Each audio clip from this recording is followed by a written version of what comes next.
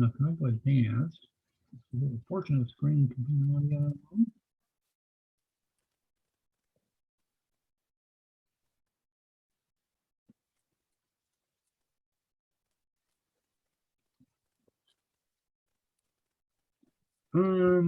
Okay, this is gonna be tricky. That didn't work either.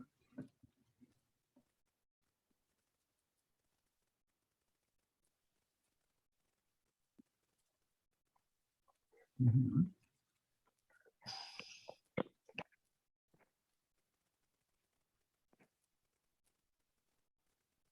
Okay, you see my window? Yes.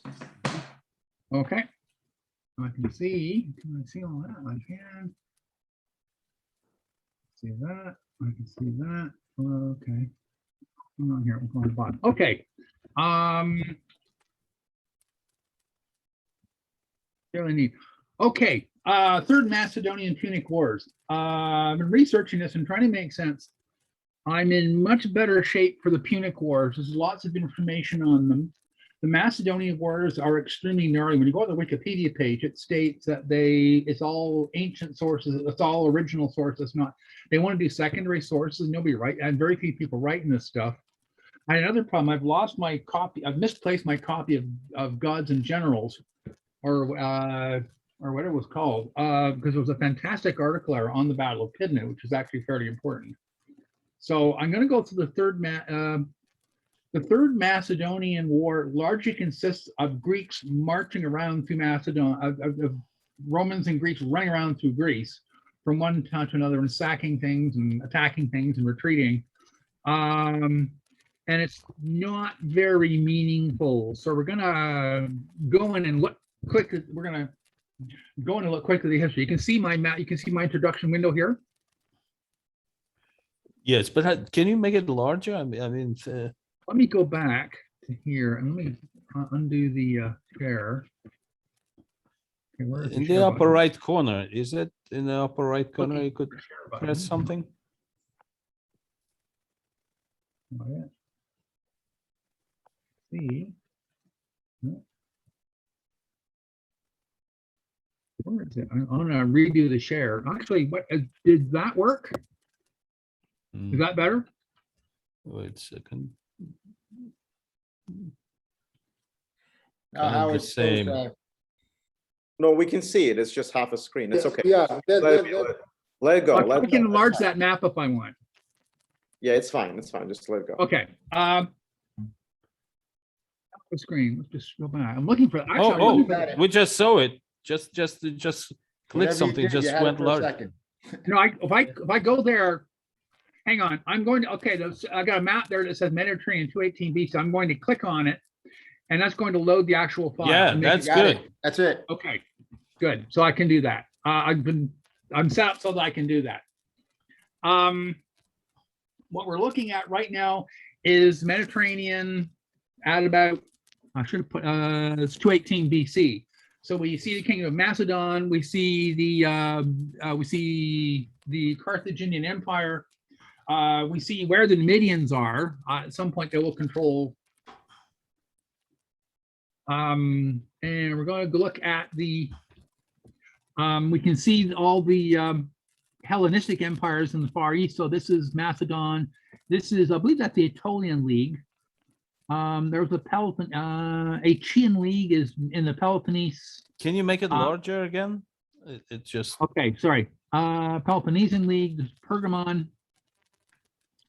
Nicomedia. Oh, okay, this now. is Seleucid Empire. This is Egypt. Yeah, and I can scroll. Excellent. And we can see what's here. We'll pop back if we need this. We go next step. Macedonian War. Okay, that didn't work. Here we go. Okay, we're looking at the Third Macedonian War. Just some basic history. First Macedonian War.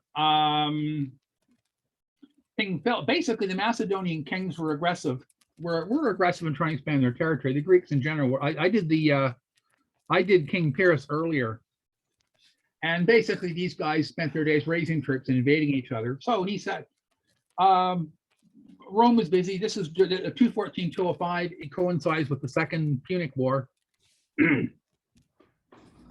So Philip raised an army, launched some attacks. There was some campaigning. Nothing really happened. They just eventually did a peace treaty and maintained the status quo. Second Macedonian War. This time around, what happened here is that Ptolemy in Egypt died. A bunch of people decided to take advantage of it and see they grabbed territory from him. Again, there was campaigning. The Romans defeat Philip in Macedon, and Philip handed a peace treaty. As I point out here, he withdraws from Greece rights in Asia Minor. He pays a war indemnity. He hands over his fleet. He maintains an army of 5,000 troops, and he's not allowed to have elephants. Ptolemy V dies in 180. He wouldn't have been 30 yet. They think he was poisoned by his courtiers. They thought he was going to do a crazy war, and Philip dies. We're now doing the third war. It's 171. King Perseus is planning to expand territory, and that is a different coin from the earlier one. They look really similar. I guess they wear the same headband and the same beard, but those are two different coins. I've got another one. There's another coin of Perseus. This gives you an idea of how good how good a likeness I guess they do in these coins, or how consistent the likeness is. A maximum one of those guys got it right. Perseus sets to work waging war. He makes friends with the king of Seleucus. He allies himself. We'll look at the names. This is where things get really horrible. I'm going to click on my map of Greece. I don't think I can make that larger. We're looking at Macedonus. Can you see my pointer? Yes, can see your pointer. Can't see my. Okay, so Macedon's here. The Seleucid Empire is over here. He's getting funny with them. This is the Odyssian Kingdom, which is ruled by somebody named hang on. Which is ruled by somebody named Cotys IV. So he lines up allies and starts raising and raises his troops. Now, the interesting thing, my reference on the word in Carthage is Carthage must be destroyed by Richard Miles. Miles argues at this point that the Romans were getting really greedy and they were looking for an opportunity to attack these empires.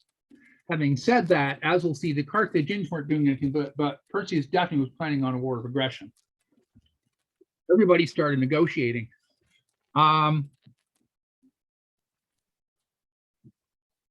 Perseus tried to line up Greeks on his side. The Romans became suspicious and sent envoys.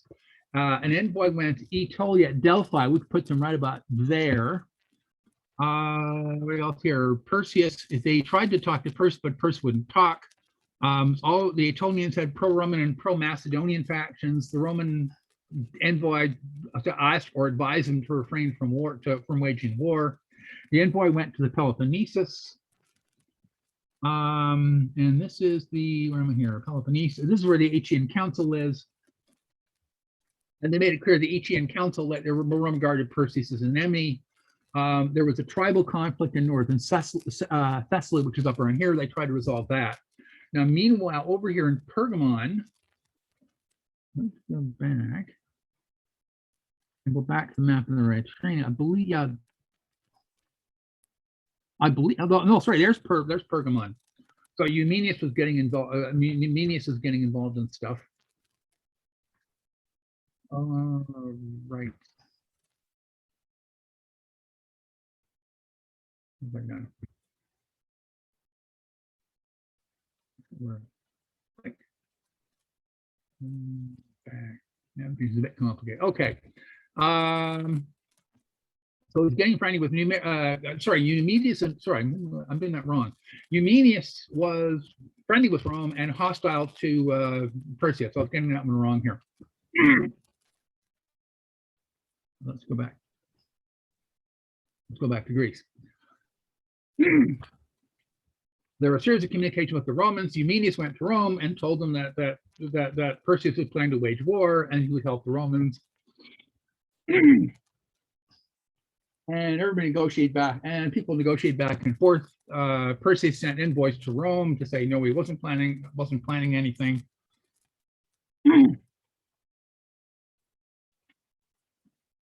And the Romans sent in troops. Macedon was the Romans raised an army. I'm seeing 2 legions, they work out to 16,000 infantry and 800 cavalry. They assembled a fleet of ships and they headed over. Perseus seems to have had about 39,000 infantry. About half of those were phalanxes. He had some Cretans, Gauls, and a bunch of other guys from Greek states. Now at this point, and this is where it gets really messy and hard to track. Essentially what you've got, the Roman armies are quite small, a lot smaller than the ones they used against the Carthaginians, for example. The Romans had fairly limited forces and people marched on. There weren't really decisive battles. I'm looking at my year one and the first year of the war. Perseus marched from Macedon down into northern Thessaly, and see some towns here. You've seen this march from Epirus. The Romans landed here and they managed to march across with some difficulty because they did it across hostile territory and set up camp around Larissa, which is right about there.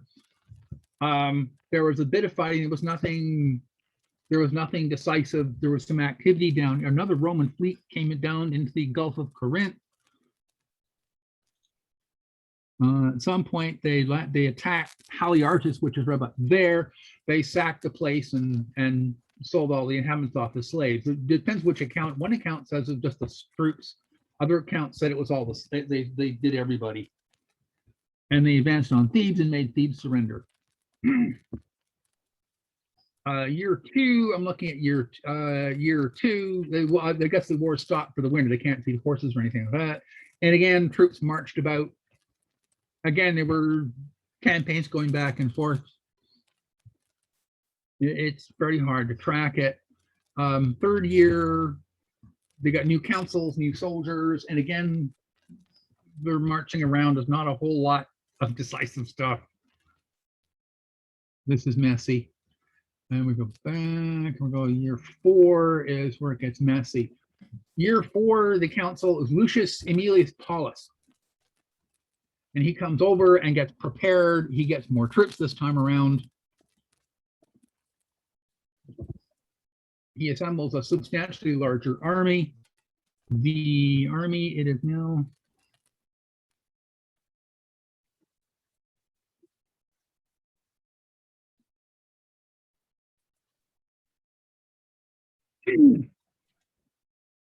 and I'm just going to focus. There was warfare. There was attacks going on Epirus and Ilris. They don't really tell us anything. I'm just going to focus on Lucius Aemilius. Where do you put them?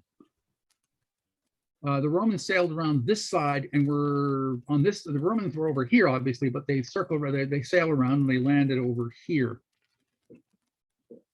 The actual Battle of Pydna. I'm going to go back to next. Or the Battle of Pydna, we can see the Romans had something around 28 to 37,000 troops. The Macedonians are around 30,000. Perseus actually had more troops. They were scattered about watching for maneuvering of the Roman. What's going on here? Oh. They're scattered around watching for the Roman troops to be maneuvered. The Battle of Pydna was the decisive battle of the campaign. This was the classic Manipular Legion versus Phalanx battle. What actually happened is they lined the troops up on the field.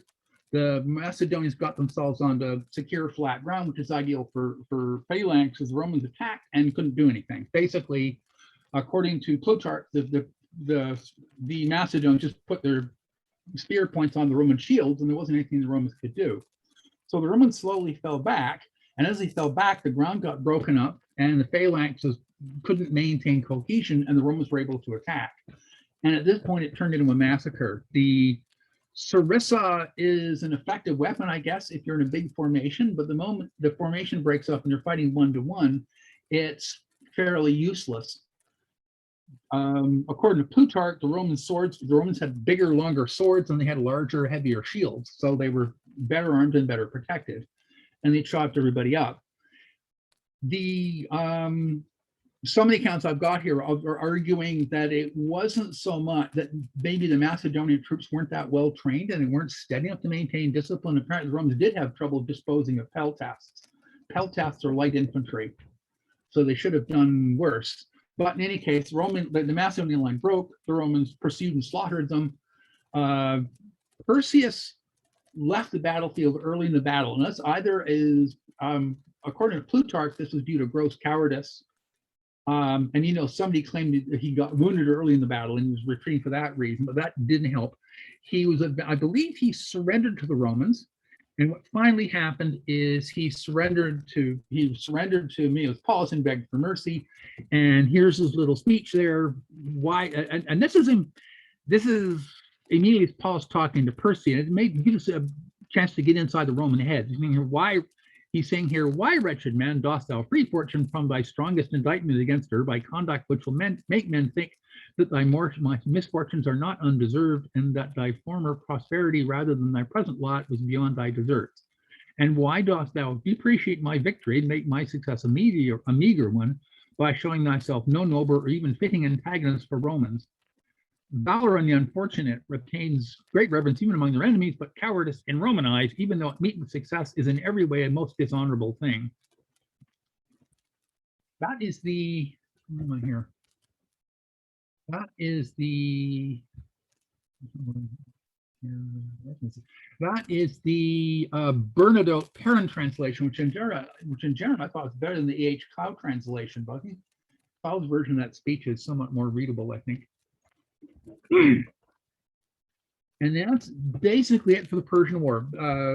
That was it for the Macedonian kings there. Go back to Alexander the Great and Philip. The Romans are occupying, effectively taking northern Greece. They will conquer Greece out. I didn't look into that one.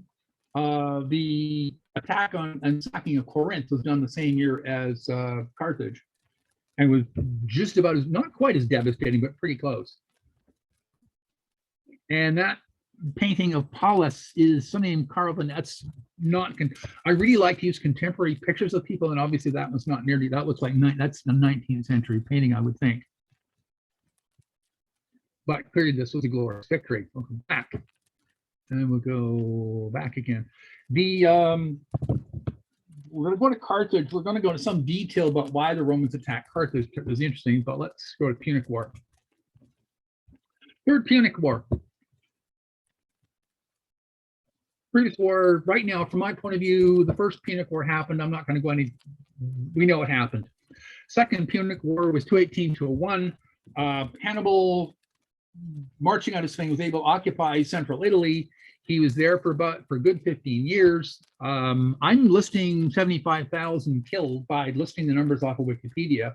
They were very likely, very much, I think some accounts say he killed 70,000 of them at Cannae. So 75,000 is a cautious lowball estimate. The reality, it was probably much worse than that. It was a crisis. Rome wasn't sure they'd survive the war. It was terrifying. Hannibal was defeated at Zama. The Carthaginians were forced to sue for peace, and in the peace treaty, Carthage was stripped of overseas territory. They were stripped of some of their African territory. They had to pay an indemnity of 10,000 silver talents over 50 years. They were not allowed to have war elephants. There were to be no more than 10 warships in their navy. They were not to wage war outside of Africa, and they were to wage war inside Africa only with Roman permission. And according to Wikipedia, they're not sure that is a bust of Hannibal, but they think it is. So, peace. This is the Mediterranean. I can click on this, and this enlarges again. This is what the Mediterranean. This is 150 BCE. So this is immediately prior to the third Punic War. This is the Roman Empire. This is all the Carthaginian territory they captured. This purple area is the Numidians, and the Numidians are going to be very important to us here. The immediate effect of the end of the Second Punic War is that Carthage lost its empire, and they also lost the need to maintain the empire. They didn't have to maintain the colonies, they didn't have to maintain troops, they didn't have to maintain a fleet or anything like that. And what happened, the Carthaginians did settle the area around them, and they planted crops and I guess irrigate. They don't explain exactly what they did, They irrigated the place, and it became incredibly productive. So Carthage had a huge agricultural surplus. The result is they made lots of money. After 10 years, they approached the Romans and said, we'll pay the whole indemnity. They offered to pay the whole indemnity off. I guess the Romans refused. Rome continued to wage war and was waging, as all this happened, war was waging war in Greece and Macedon. They were having problems in Asia Minor. There was all kinds of stuff going on over here.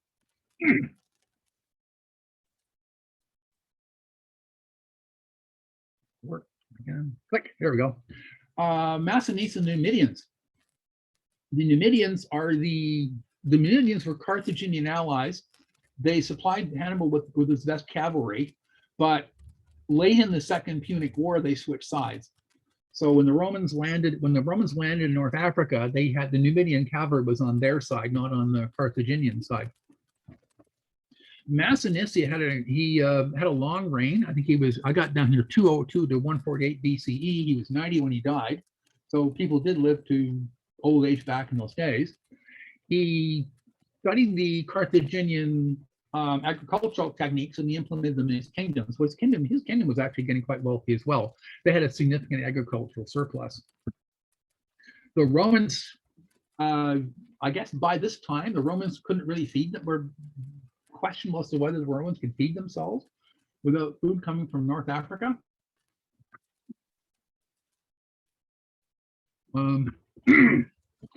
So there was a lot of food here. Down here. Okay, after the war, Carthage supplied 400,000 bushels of corn to Rome and to their army in Macedonia. In 191 BCE, they did actually it says they offered it. They didn't ship it. They offered 500,000 bushels of wheat to Rome, 500,000 bushels to barley to war with Antioch in the Seleucid Empire. A couple years later, 20 years later, it sent 1 million bushels of corn and 500,000 bushels of barley for Romans fighting in Macedonia again. Carthage was trading with Italy. There's a lot of Italian pottery in Carthage.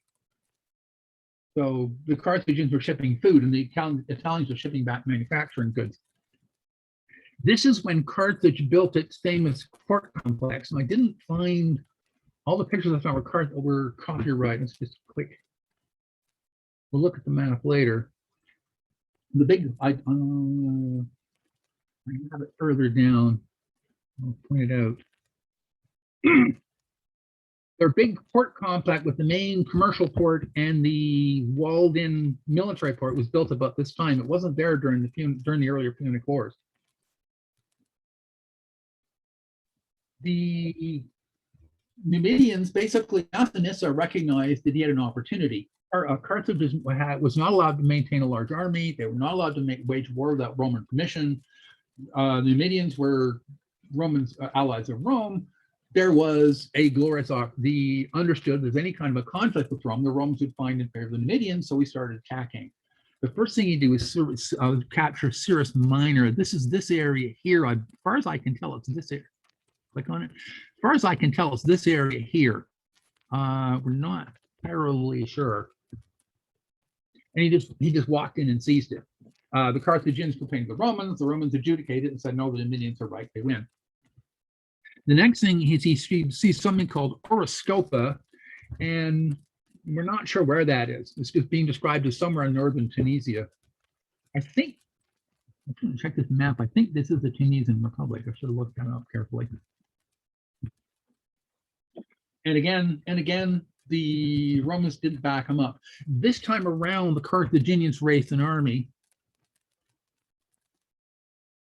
Go back there. This, whatever. We'll go to Marcus Porcius Cato. At this point, Marcus Porcius Cato was a senior guy in the Senate. This is a really famous guy. He was sort of hyper conservative. He was against Helen. He didn't like the Greeks very much. He wrote histories in Latin. He had a military career. He wrote histories in Latin. Wrote articles on agriculture all about in Latin. He detested the Carthaginians. He probably didn't say Carthage much. He didn't. The story about him saying Delenda ate Carthage appears to be a story made up later on, but everybody knew that's what he wanted. During the negotiations after the attack on Oroscopa, he sailed over to Carthage and he was absolutely appalled. Carthage was prosperous, they were healthy. He when he got on the ground, what I got here, he's described he was describing Howard, this is me, Zach. I just wanted to give a particular event that happened. I just wanted to add something. I apologize if. Yeah. Okay. Go ahead. So there was a commission that Carthage allowed a commission to come in to examine how they live, and so Cato came to Carthage, and he sees that, and according to archaeology, Carthage lived much more prosperously than Rome. Oh, that's where I'm headed. I'm going to read this back to you. Oh, I'm sorry, but then again, Yeah, yes. Yes. I just want to Cato mention one small thing.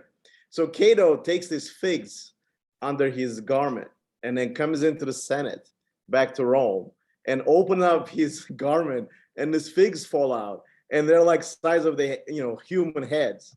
And like, do you see what's happening? Yeah. You guys are trying to look at them. Yeah. This is what I'm covering. Yep. Cato visited, the actual quote I've got here is, the actual quote here is, the city was by no means in a poor and lowly state, as the Romans supposed, but rather teeming with vigorous fighting men, overflowing with enormous wealth, filled with arms of every sort and with military supplies, and not a little emboldened by all this. So in other words, the Romans assumed that Carthage was in bad shape, had been crushed and humiliated, and was out of commission, and it wasn't. It was actually, they were really wealthy. So when Cato got back to Rome, he told the Romans had to do something about Carthage. My account says he showed off a juicy fig. They didn't say it being the size of his head, but they did notice that it had been picked in Carthage 3 days earlier. Carthage was prosperous, it was in close proximity, and it was close in proximity and therefore a threat.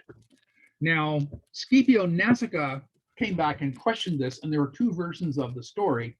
On one version of the story is that Scipio argued that there was no justification for a war. Carthage wasn't planning to attack Rome. They'd not given offense to anybody. Another version of the story, and this one comes from Diodorus, writing about a century later in the middle of the civil wars.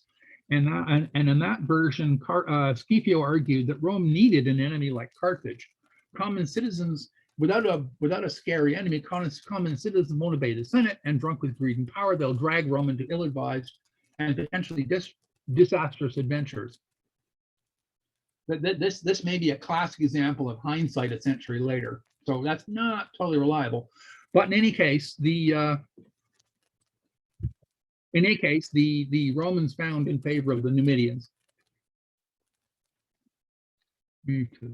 So the Carthaginians had now basically had it. I've got someone here called Hamilcar the Samnite, and somebody in Carthage were able to take charge, and they declared Carthage to defend itself, and they drove the pro-Numidian politicians out of Carthage, and they assembled an army. And that's by the way, I just wanted to add, by 150 BC, the Carthage basically paid off all the money. So the Rome didn't stop receiving anything. So that's more significant than you realize. That's actually one other thing I forgot to do. We're looking at Cato here. I'm really fascinated with this photograph. You'll notice that the light, and this may be deliberate, this guy's usually portrayed as a nasty prick. You notice how the light drops in this guy. So this guy, he's scowling, but that sort of hot light dropping us makes that scowl a hell of a lot more prominent. It looks to me like the photographer really worked on this. Okay, by one, where am I here? Okay, the Carthaginians invaded Oroscopa. The Nubians trapped them, forced them to surrender, and massacred most of them. The Carthaginian general Hasdrubal escaped. The whole thing failed. The whole campaign failed, and it was a violation of Carthage's peace treaty. And as you were pointing out, Carthage by now had paid off its indemnity for the Second Punic War. What that meant from the Roman point of view is that A, the Carthaginians had violated the peace treaty. B, the Carthaginians were no longer a source of income. They weren't paying thousands of talents. They weren't paying thousands of talents every year. They weren't paying money in a year. Carthage, the only way to make money off of Carthage was to conquer it and plunder it. The Romans had several problems. A, they were really hostile to the Carthaginians. B, they were getting greedy, and this is an important transition. A number of people, the Romans historically argued that their wars were just. They were provoked. Somebody was doing something evil, or somebody started with the Romans. This one was definitely the Romans. Definitely the Romans. There was a lot of nasty propaganda about lots of nasty propaganda with the Carthaginians, but it was, you know, there could be, the Carthaginians didn't really provoke it. They were also bigger city than Rome at the time, as far as population is concerned. They were Not seeing that 500. clearly. That could be, there was 700. I'm seeing Carthage- 700,000 of them. Yeah, well, from what I read, Carthage was Yeah. about 500,000 and Rome 400,000 My population. at the reference time. says 700,000, and then somehow when the Romans attacked the place, there were 400,000. So it's vague and not very precise. Maybe people fled when they realized what was about to happen, and they were not caught by surprise. In any case, the Carthage sent envoys to Rome and tried. Where are we here? Okay, the Carthage sent envoys to Rome, and they tried to negotiate with the Romans. They offered to bring back their pro-Numidian political faction. They offered to execute General Hasdrubal. By the time they got to Rome, the Roman army had already been assembled and sent to ship to Sicily. Cato gave a speech. He said, "The Carthaginians are already our enemies. For the man who prepares everything against me so that he can make war whenever he wants is already my enemy, and he's not yet taking evasive action. Who are the people of waged war with utmost cruelty? The Carthaginians. Who are the people of disfigured Italy? The Carthaginians. Who are the people who ask to be forgiven? The Carthaginians." The Romans perceived the Carthaginians to be treacherous, unlike Romans, sort of, I've got down here, fides, or faith and trust. The Carthaginians handed over 300 noble children as hostages, but the Roman army continued on its way. The Roman army was 800,000 infantry and 4,000 horse, led by Consuls Lucius Marcius Censorinus and Marcus Manlius. It's other man. I've seen two spellings in different accounts. It depends where you look. They landed at Utica, which is northern Africa, I believe to the north and west of Carthage. And again, they started negotiating with Carthaginians. The Carthaginians sent some envoys to the army, and the Romans told them to hand all their weapons over.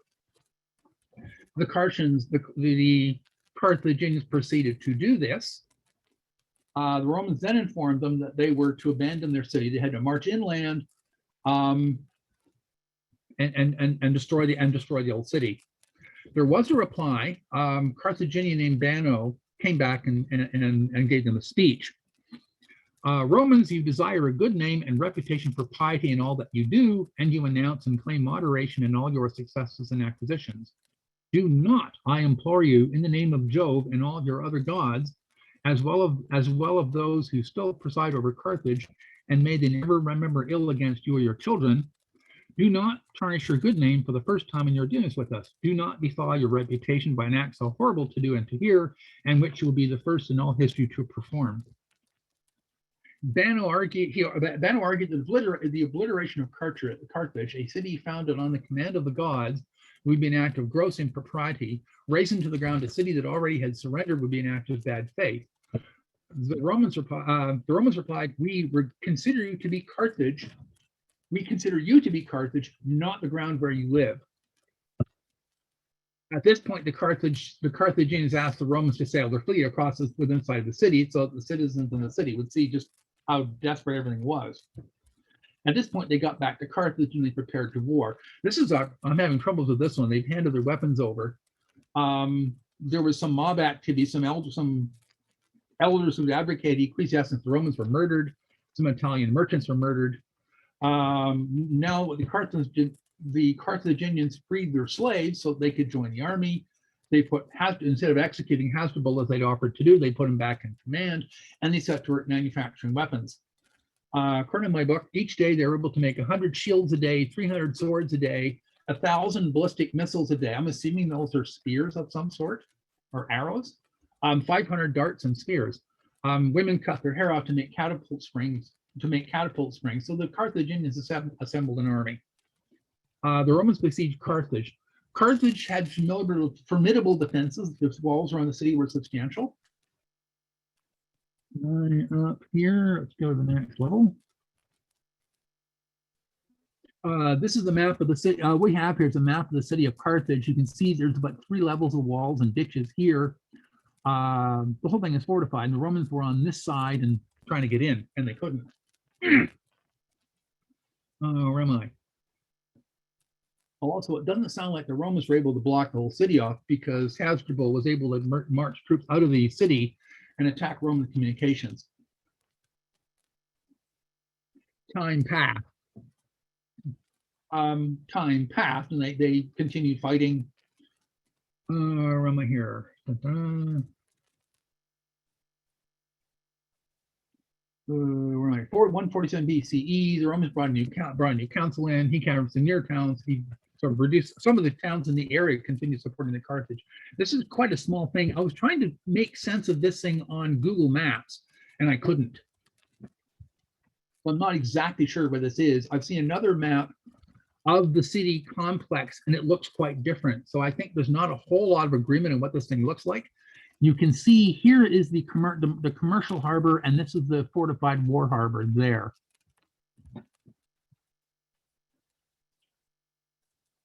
By 147, and this has taken several years, so we're talking 49, 48, 47, the Romans bring Scipio Aemilianus over to take command. Scipio was underage, but he was a famous family, fought the Carthaginians previously, so he had a lot of credibility. And he came and attacked, says on my source, he attacked Megara. I'm trying to figure out where the hell Megara is. I couldn't find anything that said it's got to be around there somewhere. Maybe it's up there. I couldn't find a map to pin it down. Howard, why are you saying he was underage, Scipio, at the time of the siege? It sounds like the guy was about. Let's click on this 147. He was a 185. He was born, right? So he must have been so he must have been close to 40, like late 30s, right? Almost close to 40. Late 30s. So I was too young to be a consul. I think the Romans wanted older guys. Yeah, they were younger consuls. Yeah. But you don't need to be consul to be a general, right? I think for all intents and purposes, you really did, unless there was an extraordinary command. But Scipio was underage, and it was considered a violation of Constitution that he was elected despite that, and it basically the plebes forced the Senate to vote an exemption so that Aemilianus could be. But Scipio Africanus was also underage when he indeed became, right? And also Flaminin, right? It happened. It wasn't the first time that it happened. Yeah. Oh, okay. But this idea of going to the people over the head of the Senate. So it's before 40, right? That the Scipios in general were known for, and that made them unpopular with the aristocratic faction. Yeah, you realize basically we've got 2 years have passed here, and the Carthaginian state is still quite functional. They're growing food, they're doing mercantile stuff. They were at the point where they could see they're going to survive the war. They were doing well. The Romans were actually getting desperate, so they had to get somebody in there that knew. They had to get somebody good in there. In any case, he attacked Megara. That forced Hasdrubal to move his troops into the city, and Scipio could now blockade the city. So he threw, I don't have a map says where it is, but presumably he threw a fortifications across here. And the second thing he did is he crossed over to here, and he started building a mole across to block the harbor. He started building a mole to block the harbor. My diagram doesn't show that, but basically the entrance of the harbor is down here. So he digs across there. They can't get ships in and out.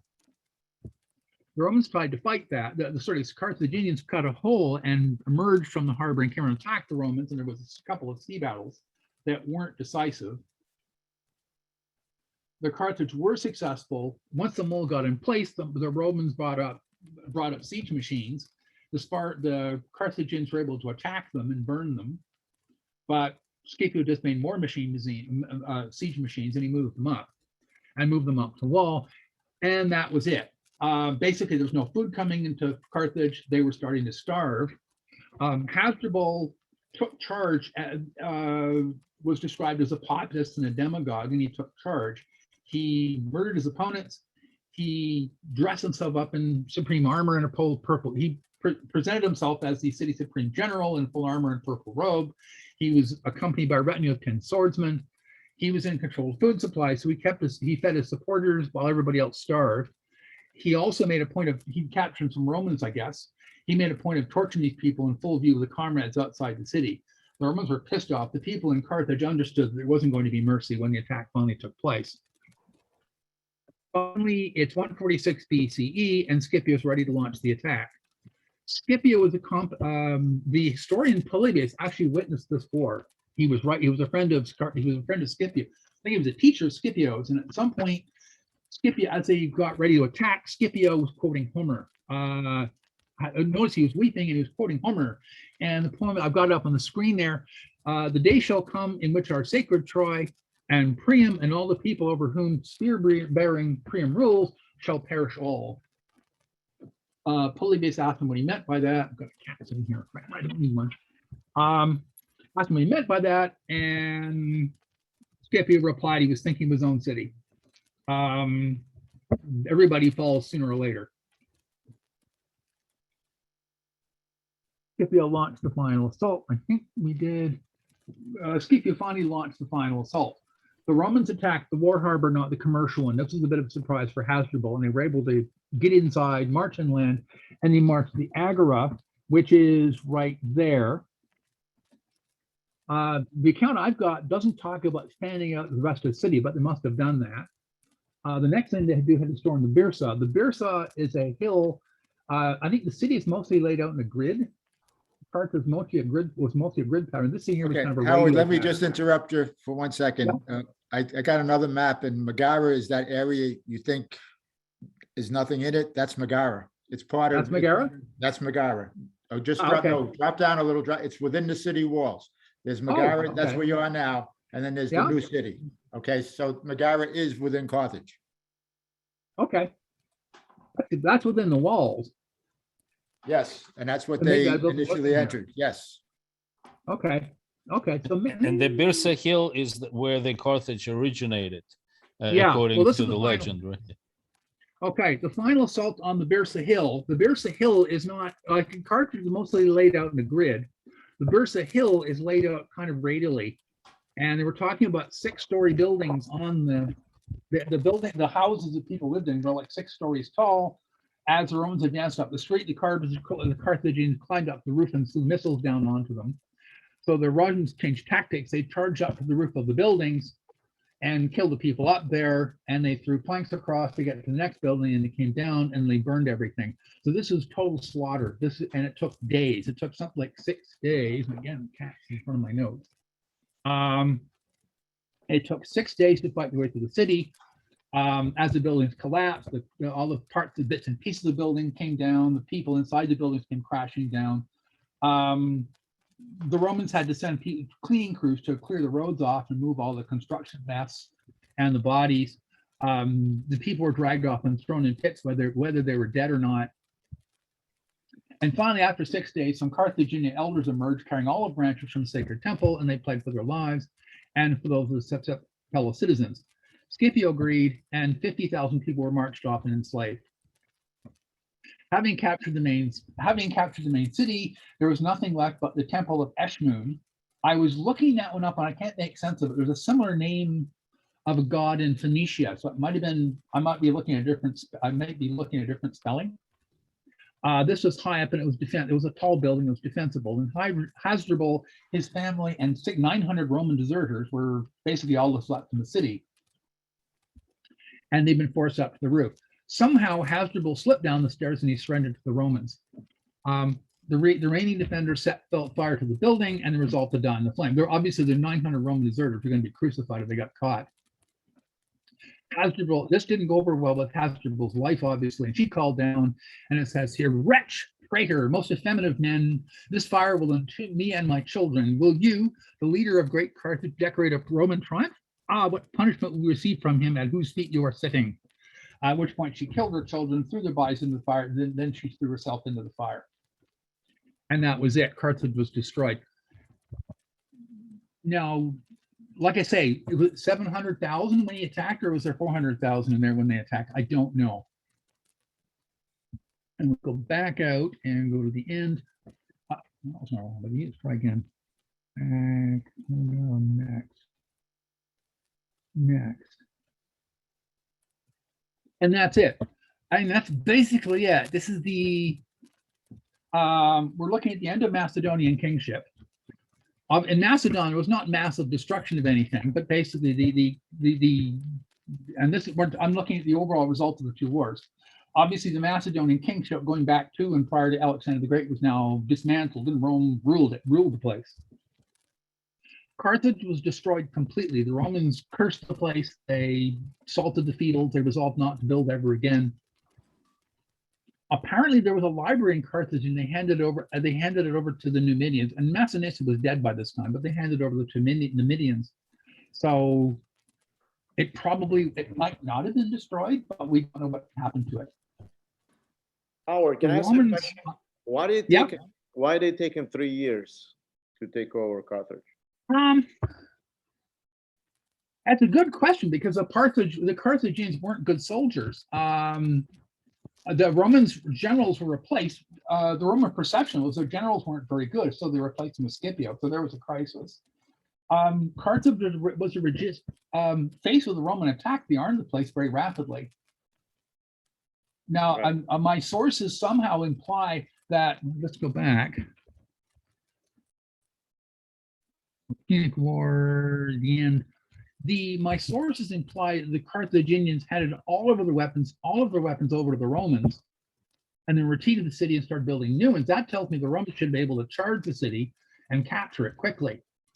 And they didn't do that. And maybe they forgot to do that, or maybe the Carthaginians didn't hand over all their weapons. They clearly didn't besiege the city immediately. The army was there waging a campaign. The Carthaginians were able to come out and merge and attack the Romans and control territory and stuff like that. Also, prior to them attacking, obviously Scipio had an agreement on the table before, and then when Hannibal came back, they Carthage withdrew their agreement for a peace agreement, and then after Hannibal wanted to have an agreement with Scipio said no, now we fight. So there was a lot of back and forth diplomatic. Can you comment on that? Why were the Carthage?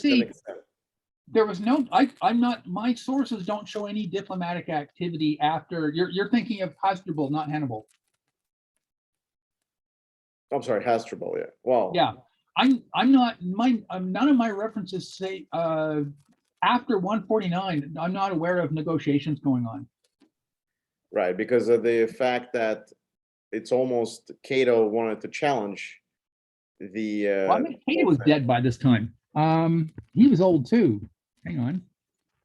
Well, wasn't his famous words after each Senate proceedings, "You destroy Carthage"? I forget what it is in Latin. I forget. He probably it should be on the screen right now. Delenda et Carthago. He probably didn't say that exactly, but he meant it. Right. Exactly. So he was dead. As far as I can see, the Romans simply didn't negotiate. They simply said, "We're going to destroy you." Could the Carthaginians have moved their city inland 10 miles and not have massive die-off? I don't, probably not.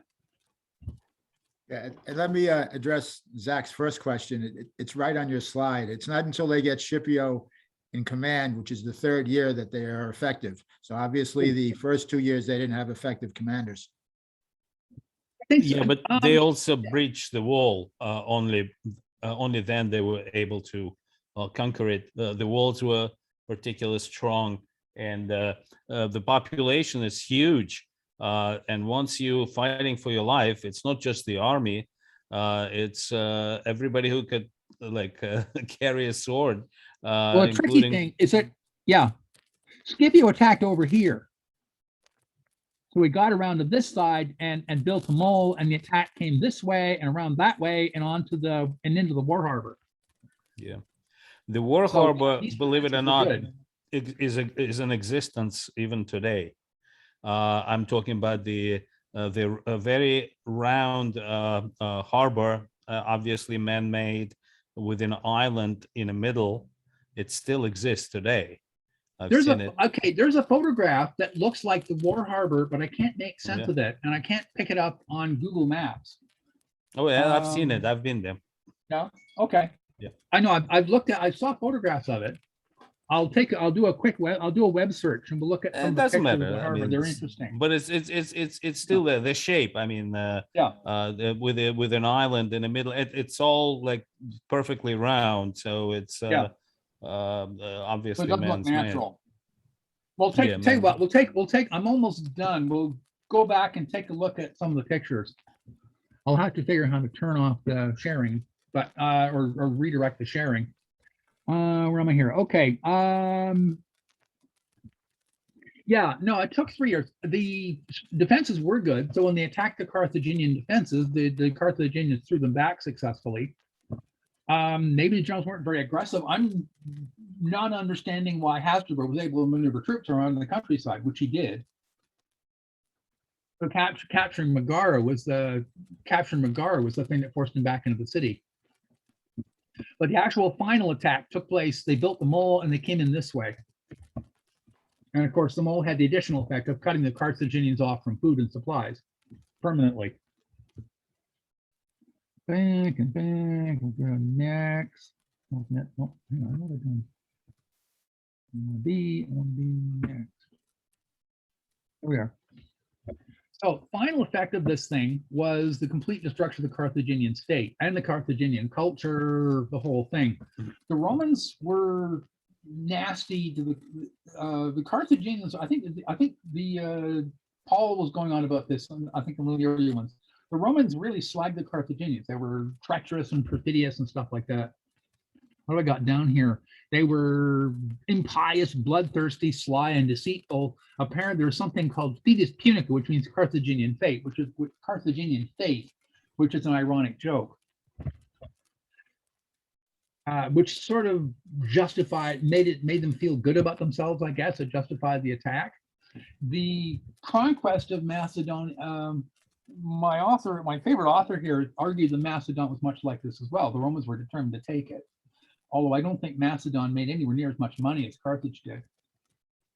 There was a difference in Roman attitudes. The Romans did claim war prior to this. The Romans claimed that their wars were just. You could probably go in and argue otherwise, but they claimed that there were, and there was evidence of honorable conduct. The attack on Carthage was simply not provoked. They were rich. They were perceived as militarily weak. They were worth pillaging. I'm trying to the long-term effect of this. I was Googling Punic curse. I'm trying to make sense of that. But as far as I can see, this is something that comes up in I, Claudius, which is written by Robert Graves, and reflects the attitude of a 20th century Englishman rather than the attitude of a first century BC Roman. So it's really hard to tell how the Romans perceived this. They did eventually rebuild Carthage, probably because it was a good place to have a city. But isn't that the curse? Isn't that in Aeneas also that Dido cursed Aeneas? Isn't that part of it? Did she curse Isn't that Aeneas? part of the? Yes, Dido cursed. Oh, sorry. Aeneas. Did they blame the? I don't think they blame the war on that. It doesn't really come up in the final. Yeah, well, I know the history. That is there, yeah. justified why Carthaginians are were enemies of Rome, that they were ancient enemies, that they were apt to destroy Rome because of that curse. I mean, Yeah. at least that was the how the Virgil. Some of that stuff, a lot of that stuff was made up later. I think someone brought up, Ralph or Paul or somebody brought up the story of Regulus, who was a Roman senator, who was a Roman commander, who was captured by the Carthaginians. And he came back to Rome. I guess they sent him back to Rome to negotiate peace. And he came back to Rome and said, let's not do peace. Let's destroy these people. And since I've agreed to go back and be tortured to death, I'm going to go back and be tortured to death. So it was all extremely noble, Roman, glorious, and probably made up. It was all made up. Obviously, it's a legend, you know. Yeah. It is. As far as I can see, one of the stories, I quoted a speech by Scipio about how Rome needed an enemy to be a healthy state. That appears to be told about a century later by Diodorus, who of course is sitting in the middle of the Roman Civil Wars, and the Roman Civil Wars were a disaster. And maybe they're right. Maybe if the Romans had a scary enemy, things wouldn't have, you know, maybe the Republic would have survived better. By the way, do you want to see a picture of the harbors at Carthage? I was going to search. I was looking at. I found a good one. I can share it. If can I share it? Yeah. Okay. This is my last slide. That's it. I can let me unshare here somehow. I'm trying to figure out how to unshare on the screen. Unshare. There. That? Howard, if you move your cursor to the top of the screen, you see an option that says end screen share. There, there, I see it. Okay, there it is. Okay. For some reason, this thing will not. There it is. Okay, I'm getting a host disabled participant screen sharing. That's So right. according So to this, Zach has got it. Zach needs to give you permission. No, Hey, I have Zach? permission. I just did it. Oh, you did it? Okay. No, I say host disabled. So you've stopped screen sharing, but that still doesn't enable me to screen share without Give me a Zach's second permission. here. I will go back. Yeah. Well, there's- who's the host? Zach and I. Let me go back and do a screen Yeah, share you- again. you also- I was looking at this. No. You actually have a way to give host abilities to Ralph. Either that or I- just enable participants in the advanced screen sharing advanced. Hang on a second. Oh, I know. I'll do it this way. I'm going to do the search here.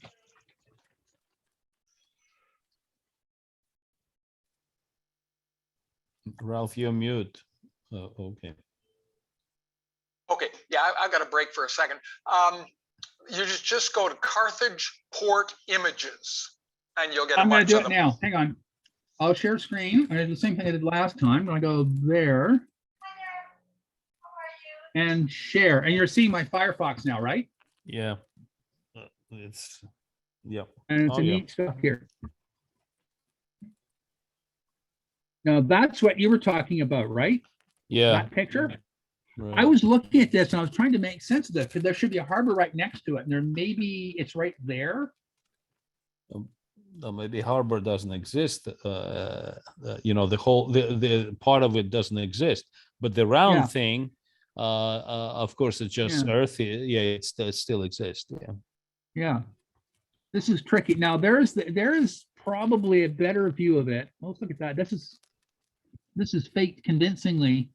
You notice on that picture the land and they've had 2,000 years for weird things to happen. So the connection is on this side. Yeah, it's there is no connection here, but it's going to be there is no connection to the harbor. You see the buildings are built there already. If you're going south, yeah. I'm waiting for this thing to pop up.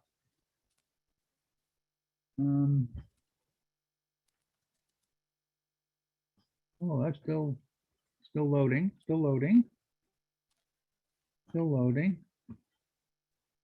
I'm getting bored quickly. Still loading.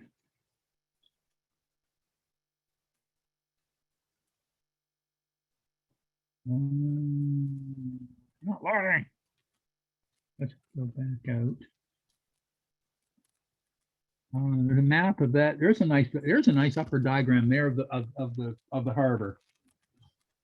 So presumably the Romans put them all across that way, and they worked their way up to here and attacked there. What's a better one? There's a nice view of the city. I'm cautious about using these things. These things are often copyright. I'm not sure what the copyrights are on these guys, but here's the outside harbor, the inner harbor. This is the what was it called?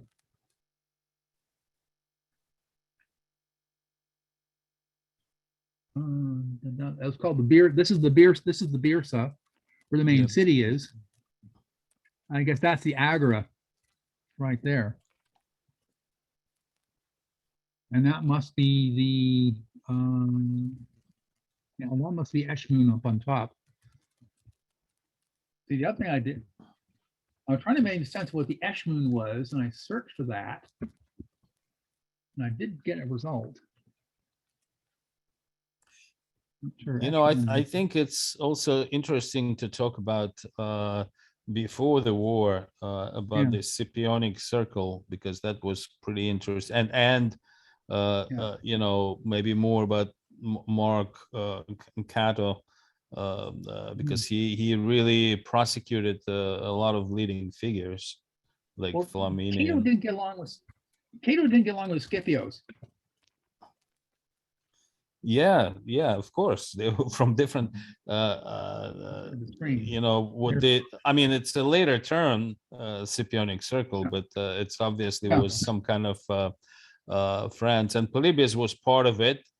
He was teaching both Scipio Aemilianus and Fabius, both adopted sons. He was teaching, and then later on became friends, and they were known together, leading poets and all kind of artists around them.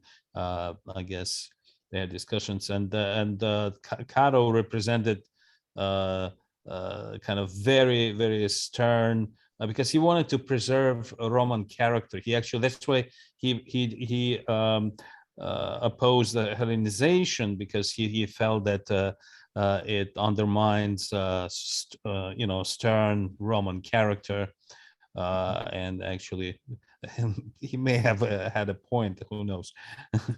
But well, he was had a point. he Definitely had a point. Yeah, hard to say. When they were negotiating with the Macedonians and Carthaginians, it was the older senators that were determined to wage war, and the younger guys were willing to reason and compromise. There's something that I think people are missing here, which is the transformative effect on Rome of the Third Macedonian War, and which is the fact that the Third Macedonian War, well, the Second Macedonian War, which Greg discussed, ended with Flamininus declaring the freedom of the Greeks, and the Romans basically pulling back from Greece without making any territorial acquisitions. When they had the Third Macedonian War, which basically, the way the Romans saw it is because the Greeks couldn't be trusted to rule themselves. The Romans kind of played it a little coy about, you know, what were they actually going to do when the war was over.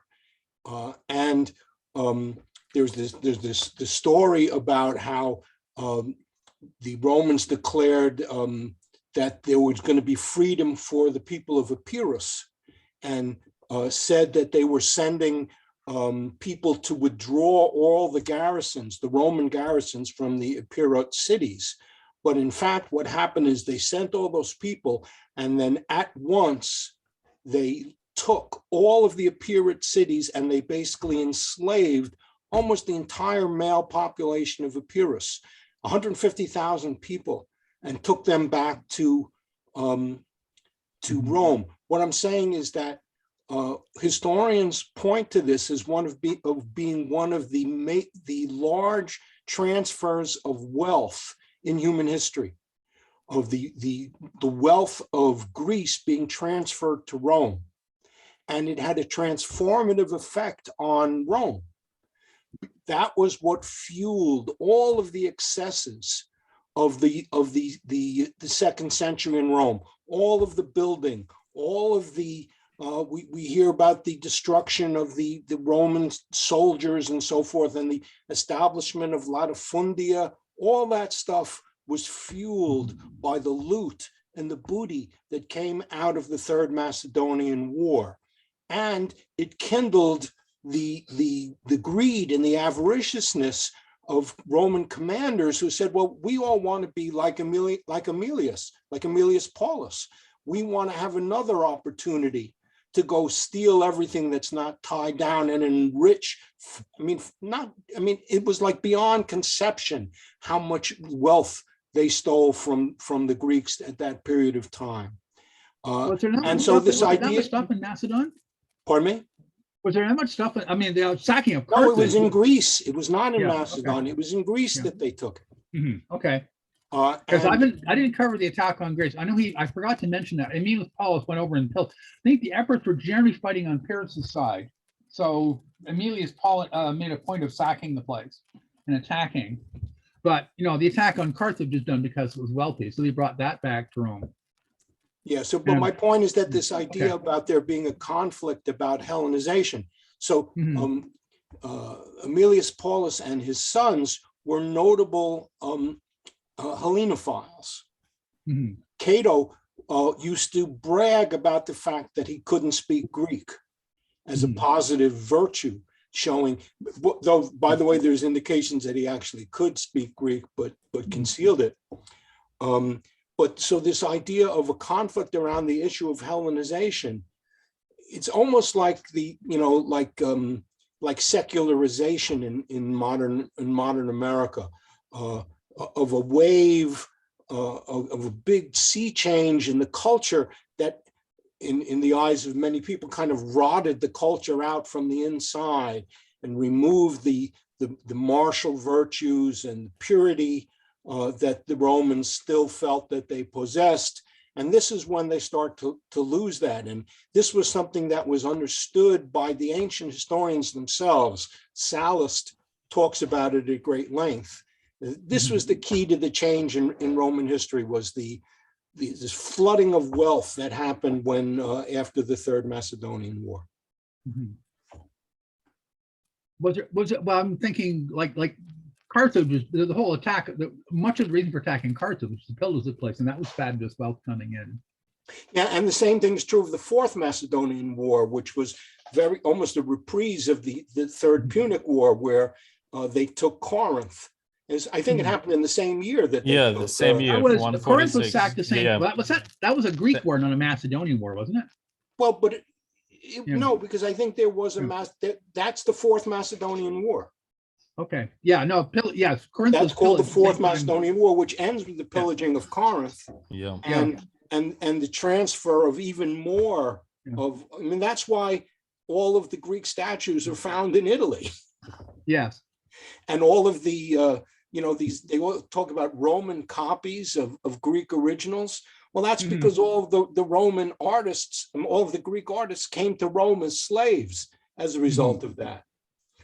Yeah. Well, don't forget they were also fighting in Anatolia, and so they're probably doing Which was plenty of really, pillaging there. and I mean, it was like the Romans were stepping in shit from one place to another. It was like one place was richer than the next.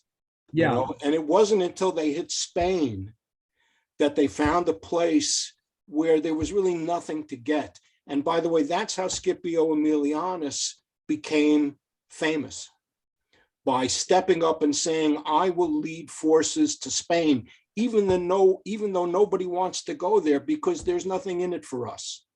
Scipio said, I'm going to do this because I'm a patriot. And that's how he established, that's the first way that he came to public notice and began his reputation that made it possible for him to get the leadership in the war against Carthage. Mhm. That one's tricky. And I was reading Terry Jones's book on barbarians, And he argued the Romans attacked Gaul and seized all the gold there. But I'm looking at that, I'm thinking, did they really have a lot of gold? Or did they have a lot of people who could be enslaved? Yeah, I mean, that's pretty much, yeah. Yeah. So Spain would be profitable. Spain is potentially profitable if you're starting to clear your property and replace them and run slavery. Well, I got to tell you that the history is that the Spanish wars were extremely unpopular. There was a crisis because Romans were avoiding the draft. They were refusing to allow themselves to be drafted. And as I say, Scipio Aemilianus, his first major public act was to shame the state and say, I will go even though there's no chance of enriching myself in Spain. Well, then again, he wound up in command at Carthage, so that kind of makes up for it. Indeed, but that really wasn't on the horizon when he went to Spain. Now, there's another interesting problem there. I think one of the reasons the Romans were as nasty as they were, and think about it, most warfare is feudal warfare between feudal nobles, and they're full-time warriors, and they can fight all year round if they can find something for their horses to eat. And probably if they're fighting other feudal nobles, they're culturally and socially closer to their enemy than they are to the peasants they're ruling. And so there's cause for a significant level of military chivalry. If you are a culture of peasants and you form a militia and you're dealing with foreign invaders, you want to engage this, you want the war to be short. You want to engage them as quickly as you can, and you want to make sure your victories are decisive, which would explain why the Romans were as nasty as they were. I understand the Swiss were really nasty in the late medieval era. Same thing. If you're a farmer, this affects your willingness to be shipped over to a place like Anatolia.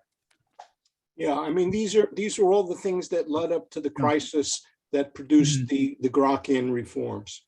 Yeah. The dispossession of I mean, understand that it used to be serving in the army was not something, you were not permitted to serve in the army unless you could reach at least the lowest property class, and above from the lowest property class. Proletarians were not permitted in the army. Yeah. Was it property class or your ability to provide yourself with weapons? Well, that's associated. That's what the property classes were defined as. Yeah, I wish I hadn't lost my. I gotta find it's soldiers. I think both called Soldiers and Ghosts. I misplaced my copy, and I really, really wanted it for this. This is late in the Legion of Maniples era, and Pydna is described as an example of how effective the manipulator legions were against phalanxes. Although one of my sources questions that and argues that again the peltasts held on really well, but the Romans were transitioned to the Legion of Cohorts, which is what happens in by Gaius Marius just at the end of the 2nd century. But that's just because the size of the armies had gotten much, much larger, and basically the maniples had become too small to have significant tactical effect. So there were 30 maniples in a legion. There were 10 cohorts in a legion. So basically a cohort was slightly more than 3 times as big as a maniple. And the cohorts, so what I'm saying is that the basic tactical doctrine of the Romans didn't change. They just increased the size of the maneuver unit from a maniple to a cohort. It was a significant difference, but the key was that they still had these independently commanded maneuverable units that they could use to plug gaps or attack a flank or whatever they felt was the tactically correct thing to do. The other reason why someone asked why it took so long to conquer Carthage, it was once again because of the huge wealth that poured into Rome after the Third Macedonian War. All of the rich senators and basically the dominant families, they were all so jealously seeking these high commands, even though they had no military aptitude. So we saw like when Rome was fighting for its existence, it produced all of these generations of really competent military commanders, because the price was that Rome would cease to exist. But at the point where Rome was just fighting to get richer, it became extremely corrupt. And you'd have to wait until the corrupt guys had discredited themselves before you could get somebody, an upstart like Aemilianus, to be entrusted with the command. It's an important point, but it's also the Carthage, on the attack and continuing with why did it take so long question, the Carthages were 50 years beyond a big war. They didn't have an experienced class of warriors. I'm having a hard time believing my source that claims they hadn't their weapons over. So they couldn't have been very competent soldiers. That's the point where the Romans started attacking. But they were very rich, so the name of the game was mercenaries. Yeah. The Carthage relied on mercenaries for most of their wars. My sources don't mention mercenaries. As a mercenary, you want fun, you want to get paid, you want to win the war, you want to survive the war. You really don't, they don't have mercenary kamikazes. No, but that's why the point was that Carthage's great wealth made them initially an extremely formidable military power because of their ability to hire mercenaries. As the Romans isolated them, the mercenaries tended to melt away because they saw that nothing good was going to happen. Yeah. Well, the weird thing here is the Carthaginians actually got wealthy after the Second Punic War. Not running a fleet, again. Not maintaining an army. They saved a hell of a lot of money. They were saving a hell of a lot of money. That's when they got rich. And this is what got the Romans on. Now, the other thing about the manipular legions and the legion of cohorts is that this is just when the Romans professionalized their army. So a legion of cohorts would be paid soldiers. Well, soldiers were paid starting in, I talked about that in the expansion of Rome. So around 400 BC is when they started paying soldiers.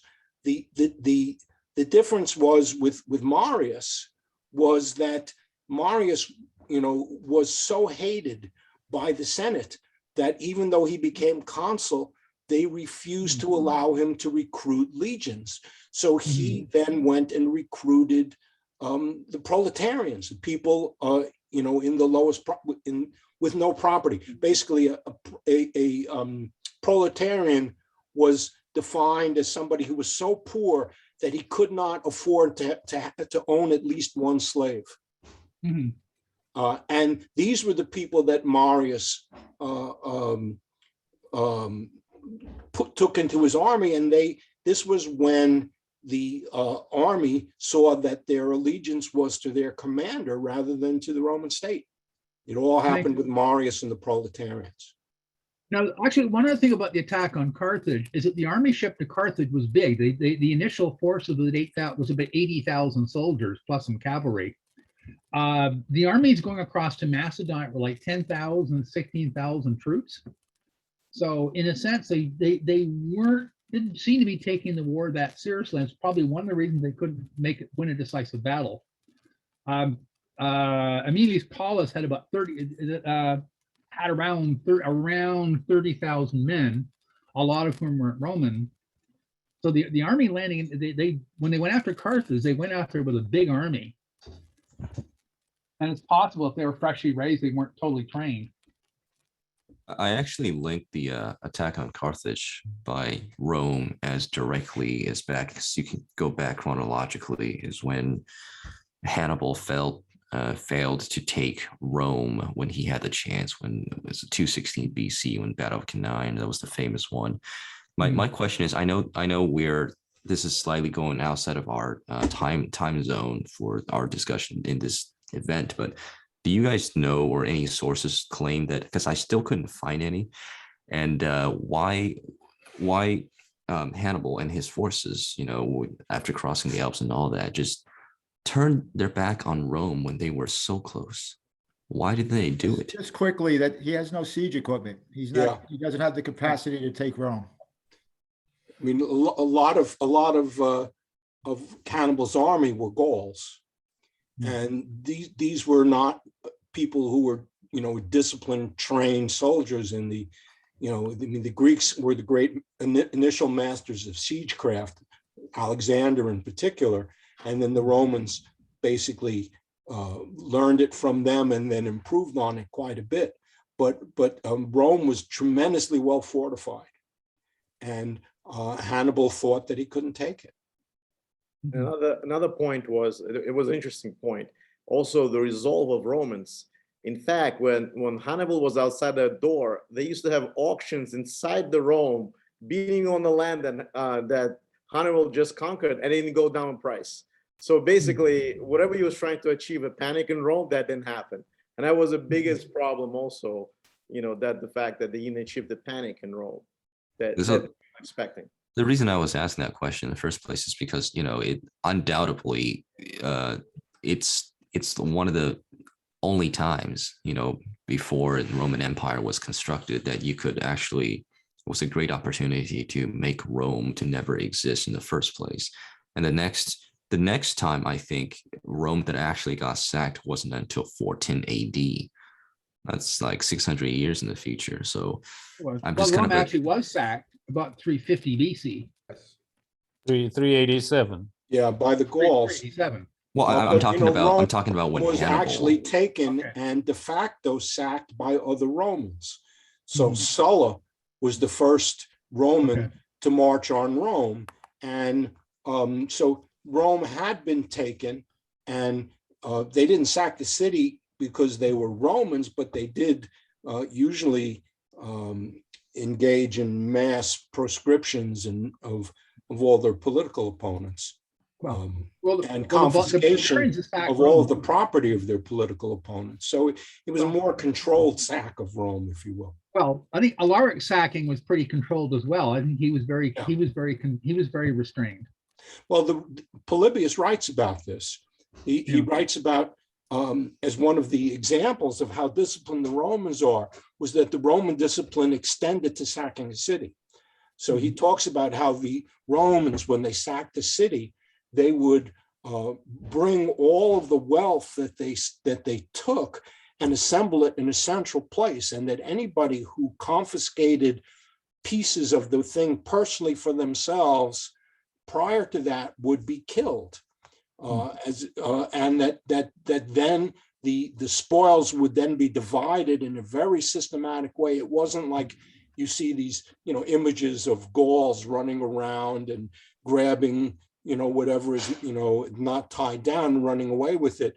In the Romans, that was a capital offense if you did that. And so even sacking a city was subject to severe discipline. And in Carthage, once they took out all the wealth, they systematically burned the city, like they say, for 17 days.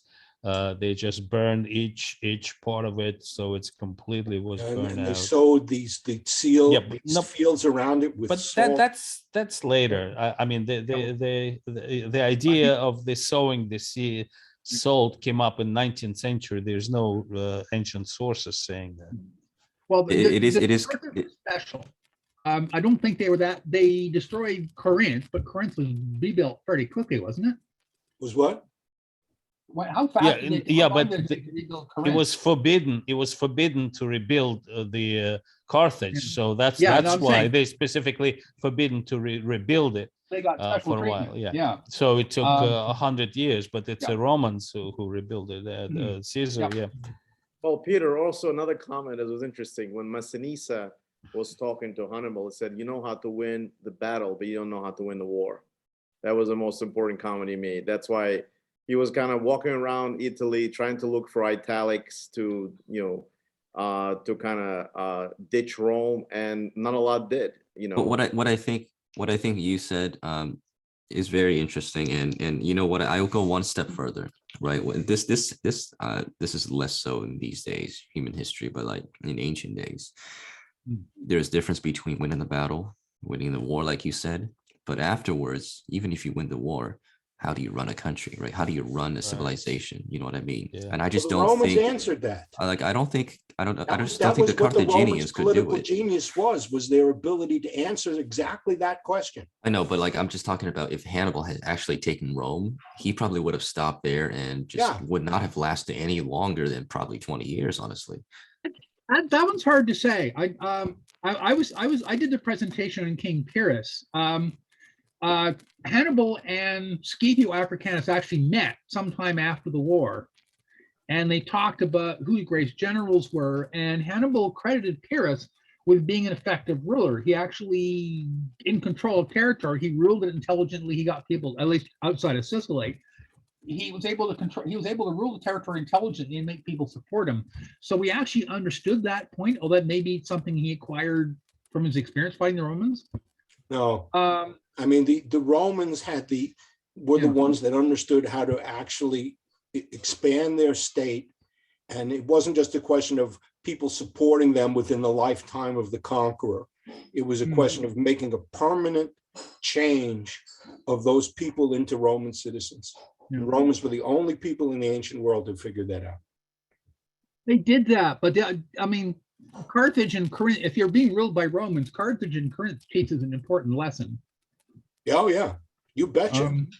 It was designed that way, sure. I kind of wonder. Always used terror as a very effective political weapon so that people would realize what the stakes were if they resisted Rome.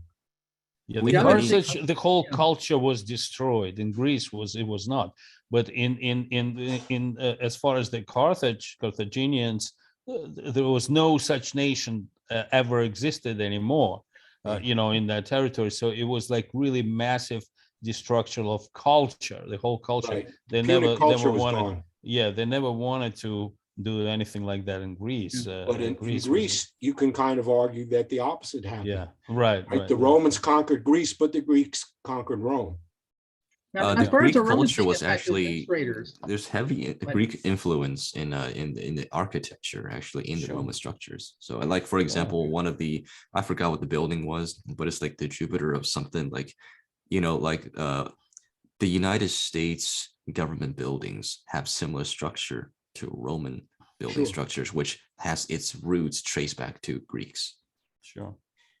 Well, it's because we admire the civilization. Now, the other thing with the Roman side, were the Romans really that good at administering? Like, essentially, having conquered an empire, running an empire basically destroyed their republic. And I claim when the emperors got in there, the political stability was more of a biological accident than anything else. No, absolutely not. No, can you say that again? Accident. It was the name of it was five good emperors. Nerva, Trajan, Hadrian, Antoninus Pius, and Marcus Aurelius were known as the five good emperors. That was sort of the peak of the Roman Empire. But yeah, okay, but Nerva, Trajan, Hadrian, and Antoninus Pius didn't have natural sons, so they had to appoint their successors. Yeah, but you're talking 100 AD. I mean, we're talking about how did they get there in the first place? How was there anything for them to fight over in 100 AD? Yeah, it's because of the moves that the Romans made. Civitatis sine suffragio, citizenship without suffrage. It was the key innovation that the Romans made. And it was that sort of citizenship was granted to most of the cities in Asia Minor. And after Marcus Aurelius and the 3rd century crisis, I mean, there are like, 60, 70 years of incompetent rule, and it didn't destroy the empire. So it's really amazing, because the foundation was so solid. It took a longer time. My question, here's a question. I was wondering, anybody can answer this with like historical sources backed up or something like that, but if you know on top of your head, but do you guys think that the Roman Republic was bound to fall sooner or later, or do you think that it just happened because Augustus Caesar was pissed off that his adopted father was killed? No, it was dead before then. Yeah, the Roman Republic started falling apart in the beginning of the 1st century. It was clear that the level of corruption started exceeding the ability of the state to bounce back from it. Mhm.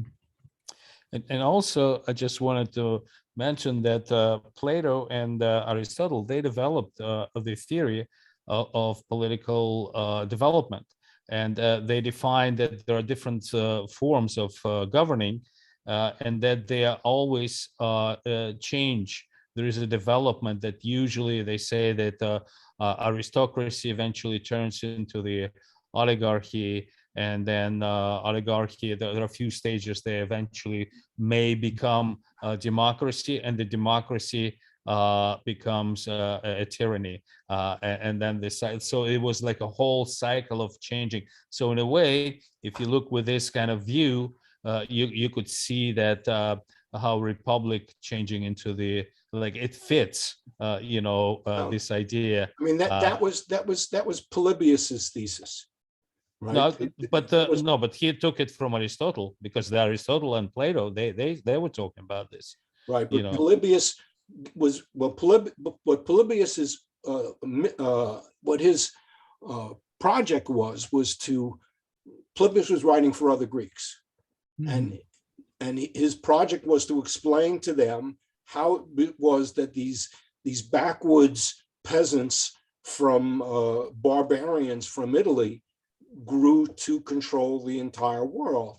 And he takes that, that puts forward that political model of this cyclical thing, and then he argues that the Romans were able to transcend that by a mixed constitution in which they had a monarchical element, which were the two consuls. They had an aristocratic element, which was the Senate, and they had a democratic element, which was the popular assemblies. And this was a huge inspiration for the founding fathers of the United States. Well, that was interesting because I received an email. I was on a mailing list from one of these gunner websites, and they did the America as a Republic, not a Democracy bit. And they had a letter by James Madison, in which Madison said America needed to be a republic, not a democracy. And he defined, unlike everybody else, he actually defined his terminology. It's the old Humpty Dumpty bit. The word means what I choose it to mean, neither more nor less. And we had it worked out. A democracy was like ancient Athens, where everybody meets in any city square and argues everything out.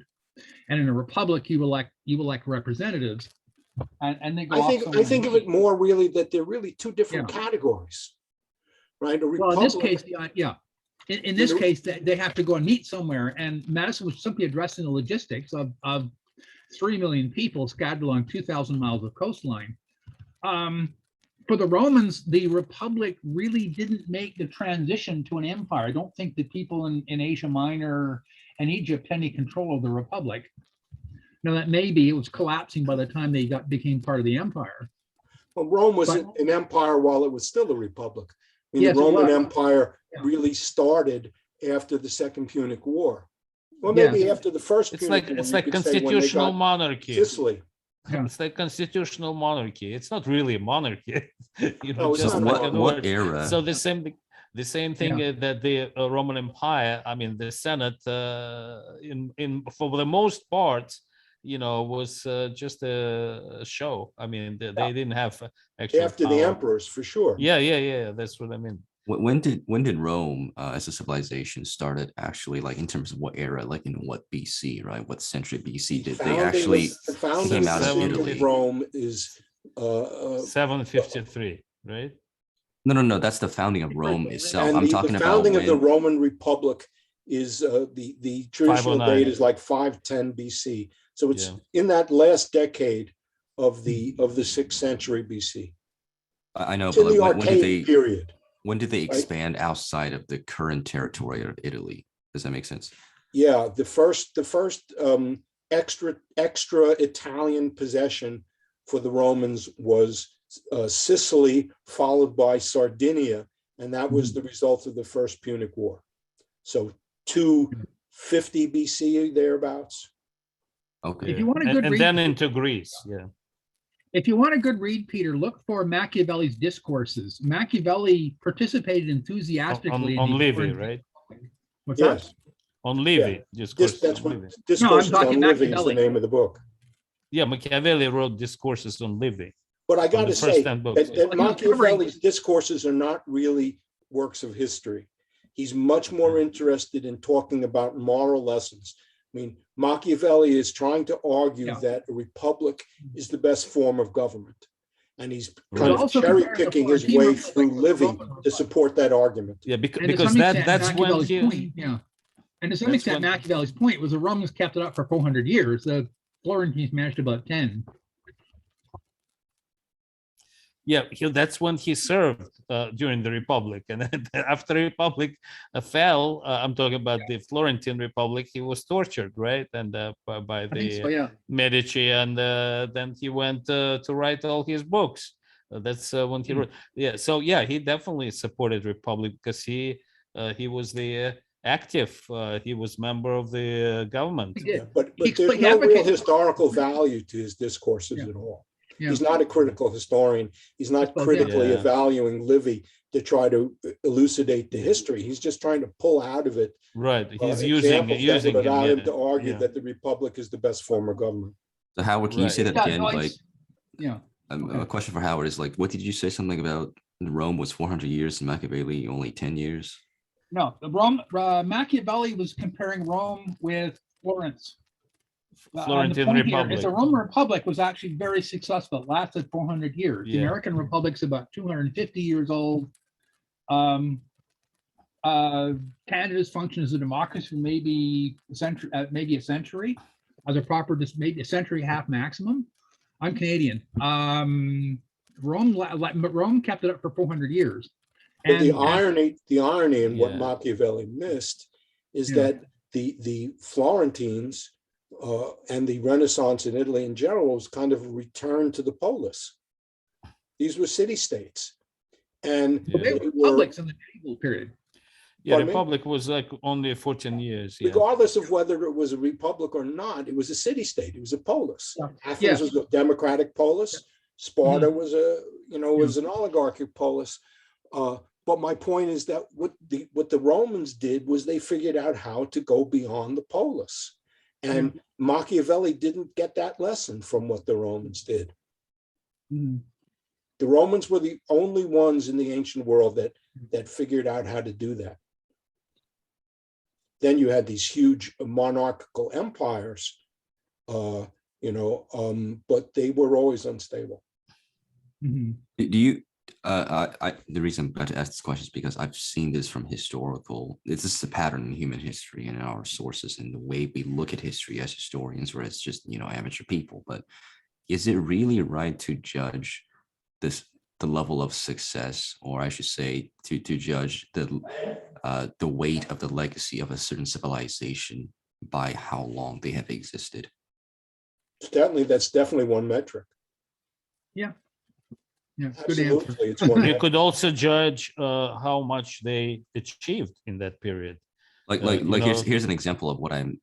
Here's an example to back up my I guess logic here is that we all know Sun Tzu, The Art of War, right? The book, right? It was written somewhere in 500 BC or so in a warring state in China that did not even last like half a century, honestly. And then some people always compare him with Alexander the Great, right? Because great military commanders. What's the difference? The major difference is that he wasn't on the losing side of the battle, obviously. And Alexander the Great was, I think, arguably the greatest general in all of ancient human history.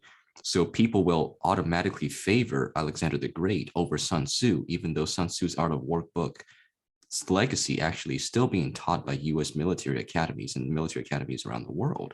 So how can we say who's more successful by just how big their empire is? Well, Alexander didn't write a book, and at least we don't have a book existing from Alexander the Great on how to be a general. Apparently, peers of Epirus wrote books on how to wage war, how to build camps, how to scout, and this was read extensively. Hannibal and Scipio Africanus both read the books. So that stuff is available, but we don't have it anymore, so we can't read up on how Pyrrhus functioned as a general. I mean, if you want to talk about how successful the Romans were, let me just ask you, what language did they speak in Portugal, Spain, France, Romania, right? How did that happen? That happened because of the success of Rome. That's And it's also why that- German sounds so different. Yeah, well, because they and- never and conquered German Germany. too. I mean, it's vastly influenced by Latin, but the Romans changed the world forever. Yeah. The problem with particularly with the monarchy is that as a great king that goes out and conquers an empire, you've got to rule your empire, you've got to keep your troops in line, you got to keep the peasants in line, and you have to ensure the succession. And it's been, a number of historians have commented what rotten fathers a lot of great leaders were. Yeah, the succession was the problem that the Roman Empire never solved. Diocletian tried and failed. Yeah, well, actually, Diocletian fascinates me because the problem with the Romans is that most Roman emperors were in fact murdered. They really had they weren't a traditional Indo-European monarchy. They weren't tracing their ancestry back. There was no reason for them to be in power other than the fact that they murdered the guy ahead of them. If you were in a position to murder the emperor and seize power, there's no really good reason not to. If you were a Roman emperor and you were having trouble, say, with the Parthians, and the Germans did something, and somebody over there put the Germans down, the soldiers would proclaim him emperor, and you'd have a civil war in your hands. So if you're Diocletian, appointing somebody, you're the emperor in the east, you appoint somebody the emperor in the west, and now you can defeat Germans and not have a civil war. Well, I think part of an answer is just to look at the history of the word emperor. What does that mean? So emperor comes from the word imperator, which basically means commander. And imperator was a title that was given to a victorious commander by his army by acclaim under the Republic. Mm-hmm. It meant really nothing except a hailing of a great military hero. So it didn't imply anything about hereditary transmission of power. It didn't even really imply the permanent transmission of power.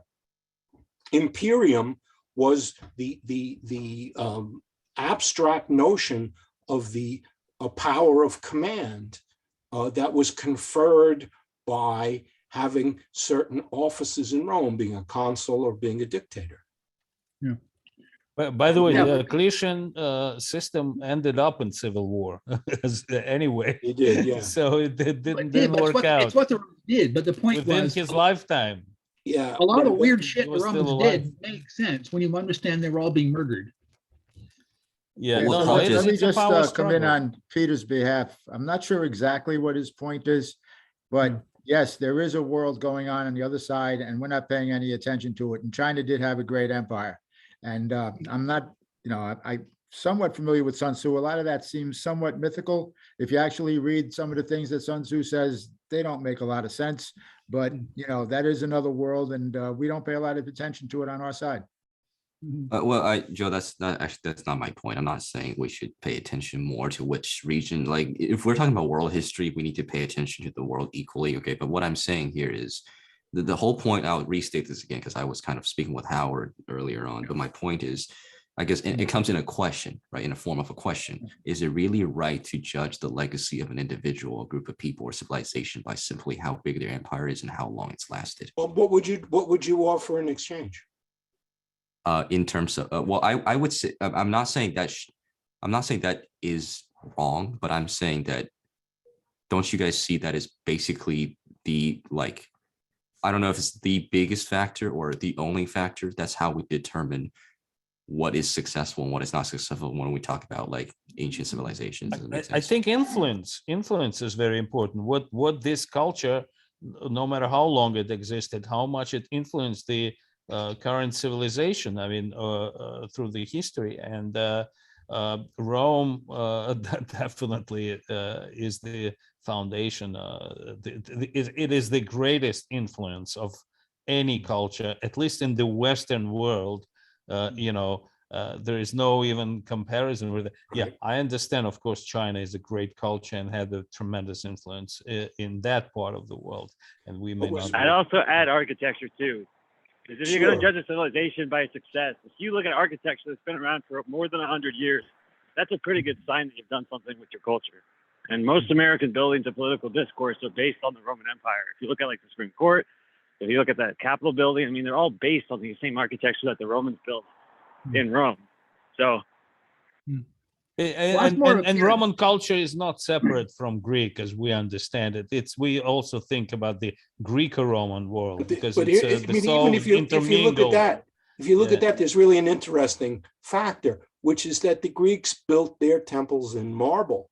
The Romans built in concrete. True. That's a good point. Think about that for a moment. The Romans built with mud that they turned into concrete, being able to build things like the Colosseum and the Pantheon, buildings that could not possibly have been built with any natural material.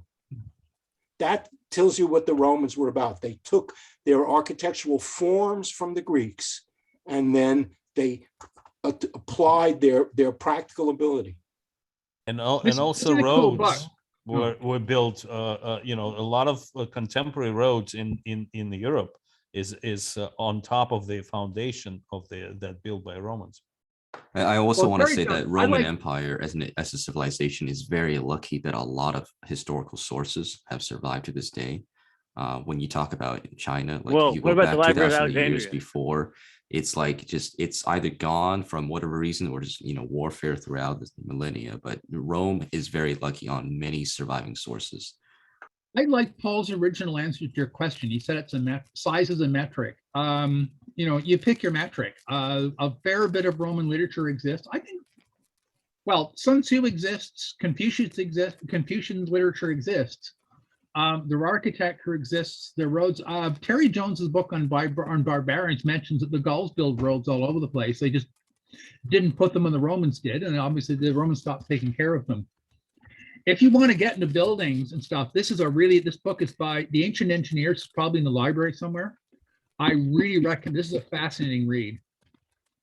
The Romans survived partially because the church took over the structure of Roman administration. So, when you talk about things like a diocese, that was a secular administrative district of the Roman Empire before it became part of the Catholic Church. So the Catholic Church took over all these Roman institutions. And then, as I said, the language is hugely important. And the fact that we have all these sources is specifically because medieval monks copied all these manuscripts in their monasteries, frequently just to enable them to be able to speak Latin. So, so Cicero, for example, who was, from every philosophical point of view, he's a pagan. He was the, anathema to the Christians, yet he was extremely popular because he was the model for Latin rhetoric and for what constitutes good Latin. So that's why we have so many more records of Rome than other.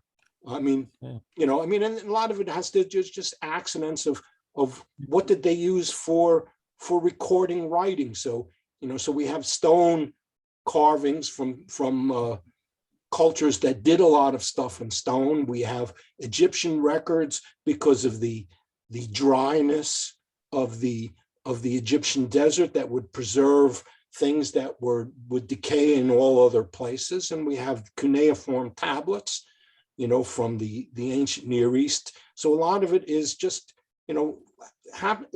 luck about what they chose to use as their medium for recording things in writing.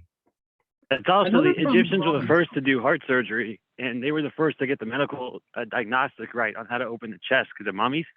And it wasn't until the Egyptians. It wasn't until 1953 that the modern world found out how to do it with oxygen for the lungs. But the Egyptians were able to do it with two people holding the chest open, almost like as base, pretty much back when they were Egyptians. So that says a lot. If it took us until 1953 to do it. There's an old joke about it. There's an old Yeah, joke. but here's the thing: the quality. This is actually my field, but the quality of those surgeries are usually pretty shit compared to these days. So I'm Well, I mean, I don't know who's I know. calling, but like the 240 number, Egyptians I gotta tell you, Egyptians like were successful in doing tree panning, right? I do know the the Dr. Egyptians Talk. were among some of the first civilizations to actually use what we call like, you know, a brace, like when you break your bone, like you put a brace I over mean, it. haven't they found that there was evidence of skull surgery where you could see that the patient survived because the bones grew back and healed? You mean like a lobotomy? No, I mean like I think it's called tray panning. Yeah. They found skeletons of several. I think it's been done in the Americas as well. I think maybe the Incas did, but I think it was done in Europe somewhere. A general point about the Romans is that I would argue, they were conquered respectfully. When the barbarians came into Rome, they generally respected the Roman. They didn't necessarily respect the contemporary Roman leaders, but they respected the culture and they respected the history. So they didn't trash everything. It's not like what happened to Carthage, is they were completely and utterly destroyed. And we don't know anything about their literature. And the same thing happened to the Dacians. Apparently had a really cool philosopher. I can't remember his name, but again, they were destroyed completely. Everything was annihilated. So we don't know anything about them. The barbarians actually wanted to be Romans. Yeah, I think the And Chinese, were denied by Yeah. the Roman aristocracy who were trying to hold on to their ancestral privileges. you got it. Does that mean that the city of Oh, my bad. I can't tell who's talking when, but I was just curious. Does that mean the city of Atlantis was actually a place? Why does that have to do with anything? Well, someone mentioned like culture being completely annihilated, and it just made me think of that for some reason. Well, I mean, Atlantis, if it was annihilated by a natural catastrophe. Could happen to anybody. There's a book out called Lords of the Sea, and the author argues that the story of Atlantis is a metaphor. It is a metaphor for virtuous people. The land, you kind of have to read the book. Basically, Plato was an elitist. Athens had a navy. Somebody had to row the galleys, and that made a whole bunch of working class people had political authority as a result. So, or some argument argues that it was a Minoan culture that was meant. The Atlantis was a Minoan culture. And so they're talking about the explosion of Thera. Yeah. Right. The island of modern Santorini, and they're. I mean, you know what I'm talking about there. The island of Santorini now is a hollow crescent of a huge volcano that exploded. It was about 1600 BC or something like that, Greg. Like that, yeah. And it's very clear that an explosion of that magnitude would have caused tsunamis and that sort of stuff. And there's a tremendous contraction of Minoan society in the 200 years after the explosion of Thera. And they're being overtaken by a Mycenaean culture. That's about that time, about 1500 BC. Yeah, when the Mycenaeans lived in these mountain hilltop fortresses where they might have survived tsunamis. Well, just for the record, this is what I'm going to show on my screen here, but this is what Santorini looks like now. So, and you see that you can see the crater in the middle. So the thing that you see in the background there in the upper left, I mean, Santorini is like a big horseshoe. And the body of water in the center of it is tremendously deep because it was an explosion of the entire island. Yeah, but the general point here is that we don't know anything about Minoan culture. We don't know how they work politically. We got some idea about the economy and stuff like that. We haven't translated the writing. I think the Romans, and I think the Chinese were conquered. I would say respectfully. That's sound. When you see paintings of Rome being sacked, there's always women being raped and everything being burned. Rome wasn't properly sacked until 1527. And really? I'll add that not in the 5th century. Not by the barbarians marched Alaric in Vandal. The Egyptians had a similar thing too. When Egypt was, or at least Lower Egypt was conquered by the Hyksos, they adopted pharaonic culture, and their artifacts are very hard to distinguish from the Egyptian pharaonic culture. Yeah, and the power of these Chinese advanced cultures was had a huge just raw power based on how on their accomplishments. And so when barbarians would conquer one of these great civilizations, I mean, I think the Mongols were a good example of the opposite of people who were not overly affected by what they conquered. Yeah. I was going to say the Chinese civilization is just, it's like a history of dynasty replacing dynasty over and over. That one's complicated. I've got a history book, I think it's on the Vikings, and they explain that the fall of the Roman Empire is traditionally dated to 476 AD, when Odoacer chased Emperor Romulus Augustulus out of Rome. And Romulus Augustus escaped to a nearby villa, and that was it. Odoacer sent the imperial robes back to Constantinople and said, we don't need them anymore. Somebody proposed an alternate date for that, which is 800 AD, when they crowned Charlemagne. And the point here is that in 476 AD, the Mediterranean was a commercial and cultural entity, even if it wasn't all under the same political leadership. And what happened between 476 and 800 AD is that the Mediterranean ceased to be the center of a civilization and became a frontier. And it was because of the Arab conquest. Yeah. That was the key event that really ended Roman civilization, because that ended the existence of the Mediterranean civilization. Whenever you take a course on late antiquity, the first thing that they'll start talking about is, when does late antiquity end? And it seems like the modern consensus is that the expansion of Islam was really the effective end of the Mediterranean Roman culture. The expansion of the Islamic Empire, actually, they didn't come out of the Arabian Peninsula until, I think, the early 7th century, right? Exactly. AD. And they were basically going toe-to-toe with the Byzantines. Well, they weren't there in 476. They were there in 800. But the point is that the Mediterranean trade that had previously existed and survived all these empires did not survive the Arab conquest. So here's something that I'm always curious about, in case we're kind of like talking about this in general already, but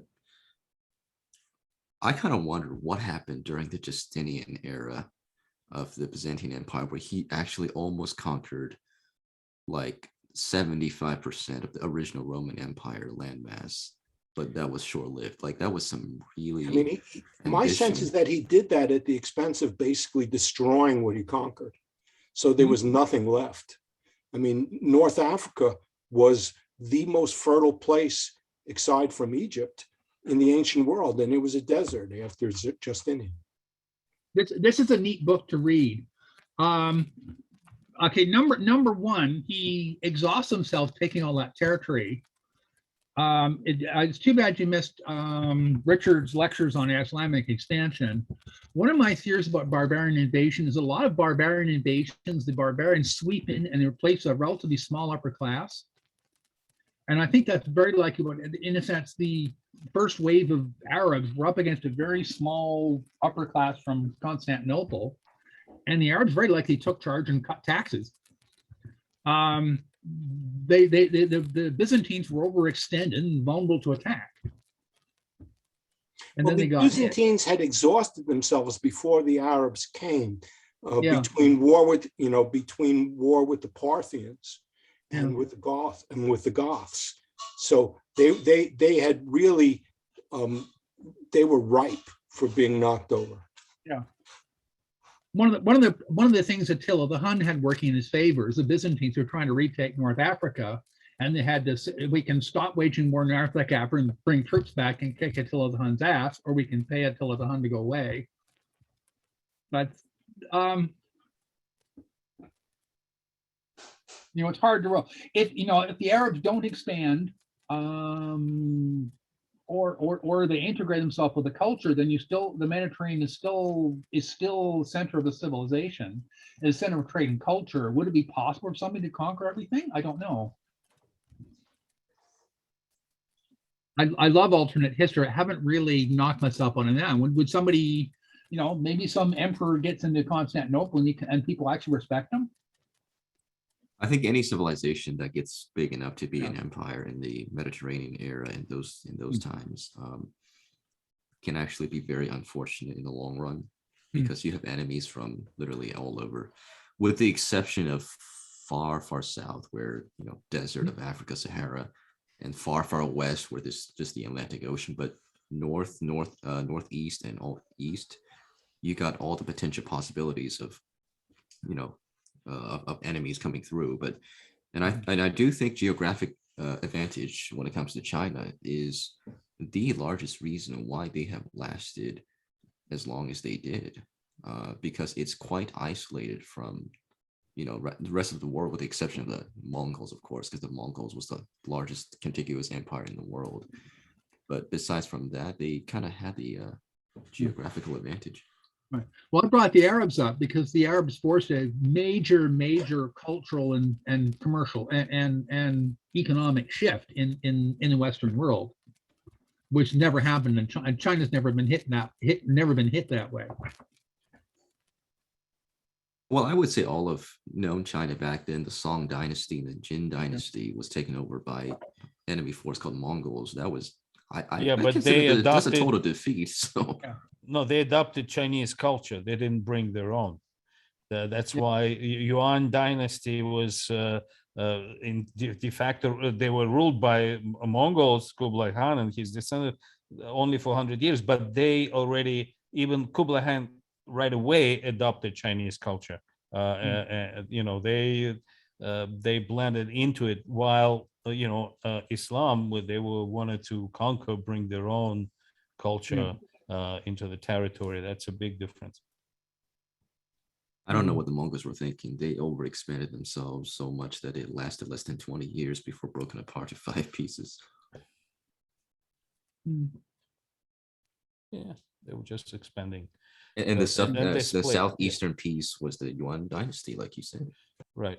They split. I mean, they basically split. They couldn't. But they didn't have a lasting effect. They were adopted and then they were replaced. Like maybe they lasted 100 years only, right? And then they were replaced by the Ming Dynasty. Greg, the biggest influence that the Mongols did on the world, I guess, I don't know if it's in a good or a bad way, depending on how you look at it, is that they were so damn big that they got the gunpowder technology and knowledge from Asia to India, or to Southeast Asia, all the way to Europe. And the timeline actually shows right, because the Mongol Empire, guys, the absolute highest extent at 1279, 1297 AD, and the first ever recorded known, according to our current excavations of archaeology as well as written scriptures, the earliest form of firearm in all of Europe exists around 1330s AD, just shortly after the height of the Mongol Empire. Trade between China and Europe has been going on since right, but the Mongol Empire kind of facilitated. They brought and also siege engines they brought out of China, and the siege art of siege, I mean, was expanded tremendously because of them into the Europe. I mean, the Mongols had to learn because they didn't build big. But they also brought that learning. They brought that knowledge into Europe. They expanded the siege. I think the Europeans had the Europeans were doing siege engines. They were doing but they improved it tremendously. I mean. Okay, so one thing on the Mongols, though, don't forget they didn't colonize; they just extracted, monetary. It wasn't a colonization. They weren't creating an empire per se. They were way more brutal than the Romans could ever been. Like they just killed everybody. It's like I disagree with that. If you really read the history, they only killed the people that resisted. If you didn't resist the Mongols, they would leave you alone. But if you crossed them in any way, you were dead. Well, that doesn't really count, does it? Right? If you're coming to my house, I'm like, okay, come in, because if I resist, you're going to kill me. That's not a very good alternative. It's a good alternative. It's just fact. But I would say Roman in general had more leniency than the Mongols. No, I would disagree with you. If you read, if you do not fight the Mongols, that's all they ask, don't, and they give you chances. It's not like they immediately kill you. They send you a representative and you're supposed to, if you mess with their envoys, you're in trouble, Yeah. They give you only one chance. That's the problem. You get one chance, that's right. They give you only one. Well, you're not supposed to murder envoys, and that's what the guy with the Khorezm Empire did. Right. My favorite story of that one was, I think it was Procopius went to visit Attila the Hun, and he didn't know that the Byzantines were plotting to murder Attila the Hun, and they bribed a few people or something like that. And by the sound of it, Attila sat down and satisfied himself that Procopius wasn't in on the plot, and then he treated him respectfully. It's a fascinating story. Okay. All right. Actually, one of my favorite stories of I gotta go. Yeah. Sorry. Go ahead. One of my favorite stories of Alexander the Great was one time he was sitting on a chair by a fire in one of his campaigns, and the soldier was trying to get warm and fell over because he realized it was Caesar. But the Caesar told him to just stay down because he wanted. No, wait, Alexander did, not Caesar. I'm confusing myself.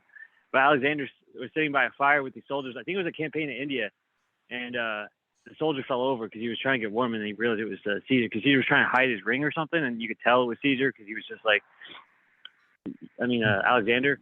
But Alexander used to go in the front lines and just kind of listen in on what the commentary of his soldiers were, which I thought was kind of cool, to get a feel for what people thought of the actual battle, like in real time commentary, if they were complaining about certain things or what.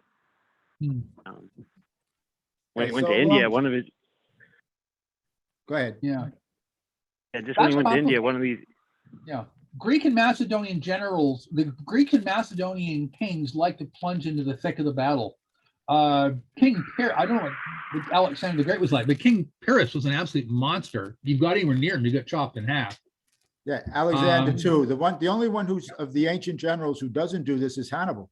To the best of my knowledge, Hannibal does not throw himself into the thick of the fight, which is interesting. Well, usually as a general, what they normally do is somebody gets up on a hill where they can see everything going on. Yes. I don't think the Romans were that. Well, I don't think the top Roman commanders were that crazy. Alexander personally led the cavalry. Yes. So the Macedonian cavalry under Philip developed the tactic of the cavalry wedge, which seems like kind of an obvious thing, but it really was a great innovation because it meant that everybody follows the person in front of them, focusing on one individual so that the formation could change direction 180 degrees by the decision of a single person. And that single person was Alexander. That's what happened at Gaugamela. Okay. I don't realize that. That makes a lot of sense too, because even though Hannibal didn't go to any battles, when he did the Battle of Canoe, he took those strategies the generals were used to and he turned them against everybody. Yeah, Alexander, had battle wounds. He almost died numerous times in battles. Yeah, and Caesar threw himself into the midst of the fights too. Only at the decisive moment. Yes. Right. He wasn't leading the initial charge. Caesar would wait until he said, okay, if I don't do it now, I'll never get a chance. We're going to die. Yeah. Pyrrhus did it constantly as well. Pyrrhus also responded. If you challenged Pyrrhus, he came over and chopped your head off. By the time of Caesar, the general had considerable tactical capability after the battle started, and that's not true. I mean, that's why what Alexander did was such a great innovation, was because he could change the battle personally after the battle started. That was a real new thing. Yeah, he went to India once, and there was a yogi in the road when they were doing their campaign through India. And it was one of my favorite stories of Alexander. There's this naked yogi in the road, and this general came up and kicked him and said, "Get off the road. This man who's conquered the world is coming over." And he's like, "Why should I get off the road for him? I spent my whole life conquering myself." And Alexander was on his horse going by, and he stopped for a moment and said, "If I could be but any other man, I'd be but this man over here." Because the guy immediately recognized, like, the same effort Alexander put into conquering the world, he put into conquering himself. And Alexander took it as a massive compliment. Like, he gets that's like George Washington chopping down the cherry tree. Yeah, exactly. He's like, he gets it. No, it's like it never happened. It was a story that was made up hundreds of years later. No possibility that ever happened. A lovely story. I'm looking at my notes on King Pyrrhus. There's a lovely story on King Pyrrhus up here. Pyrrhus. Pyrrhus was reading in character. King Pyrrhus was at a drinking party. He was asked if Python or Capithus were the better flute players, and he replied that Polys Perchon was a good general. Yes, yes. If you're a flute player, you're not interesting. No one cares about you. I mean, I think a flute player was kind of slang for a male prostitute almost, if it was a man. It could be. There's any number of possible. No, it sounds like Just look at the facial expression. Yeah. But it says, implying they became a king to investigate and understand such matters only. So whoever said the definition of emperor came from Latin, kind of meant, military commander. I just realized there's a connection between U.S. presidents as well, because they are also known as commander-in-chief. Yeah, well, I don't know if that's quite the same thing. The commander and the point of imperator was that it was ad hoc. The being commander in chief in the United States is a constitutional office. It's well planned that this is the way it's going to be. Being imperator was a spontaneous event by his troops following a great victory. And it meant nothing in terms of any permanent result until the empire, when that would be the basis of them ultimately marching on Rome and making themselves the emperor. But under the Republic, it had no permanent lasting significance other than changing your fame and your glory, which for them was their ultimate motivation for everything they did. As far as the U.S. goes, don't forget, Washington was the commander-in-chief. So that had something to do with the initial one, because everybody after, well, the ones who immediately followed him had little to no military experience. Well, Joe, George Washington himself actually turned down the, I don't know if you guys know this, but after the victory of the American Revolution, people were so fond of him that they wanted to make him the new king. And he reminded the people, like, hey guys, what kind of battle did we just fight against? What kind of ideology, right? You want to make the same mistake again? Called the American Cincinnatus. But he got that from Cincinnatus, because Cincinnatus did it first as a farmer to emperor, and then 2 weeks later or 2 months later, he went back to being a farmer. By the way, I didn't hear the discussion that you guys had over the Gladiator. Yeah. Did people talk about the first idea where what's his face's character, all he wanted to do was go back to his farm? Oh yeah, Russell Crowe's Maximus is based off Cincinnatus. Yes. Is it? Well, the movie is problematic because in the movie they're going to restart the Republic, and as a history buff, I know that that's not what they did. It was total nonsense, and the leader of the of the Senate is Gracchus. The Gracchi were extinct for 200 years before these events. So what happened was the plot got changed as the film was done, because one of the main characters died on this. Richard Harris died, so they had to change the ending. The ending was actually going to be more historically accurate, but what happened was when the main actor died, they had to rewrite all the scenes that kind of don't make sense historically, even though they would have. I don't know if there was any intention that it was. It Richard Harris or was it Oliver Reed? I think two of them died. Richard Harris dies early in the movie anyway. No, I think it was Oliver Reed's character. I forget how they did it. Oliver Reed's character is more interesting. Yeah. Yeah. So John August. The screenplay was written originally by this guy named Steve Zeffirani, and John August got hired by Ridley Scott because when Oliver Reed died, he was supposed to be there at the end instead of the slave with Russell Crowe that was played by this other actor. But they changed the pace and they changed the third act a lot because Oliver Reed actually had a lot more into the film than they were able to film. So I mean, I think my understanding about what was historical was that it is a fact that the Emperor Commodus did fight as a gladiator. Right? Yeah, he wore lines. He wore the lion hide too. Actually, I looked at the picture. So that's to me that's the historical kernel. Yeah, is that the emperor did, he was a gladiatorial wannabe, and he did actually fight in the arena, though I'm sure under very carefully constructed conditions where no one could hurt him. Well, there was a lot of wannabe gladiators. There was a fair bit of that going on. There was actually there was a funny poem about some guy from a noble family marrying another man, and then he described him in the arena as a ready heiress with a tunic, which apparently was regarded as particularly effeminate. Ready heiress, so the guy with the net and the pitch and the trident. Don't ever forget that gladiators were slaves. Most of them were.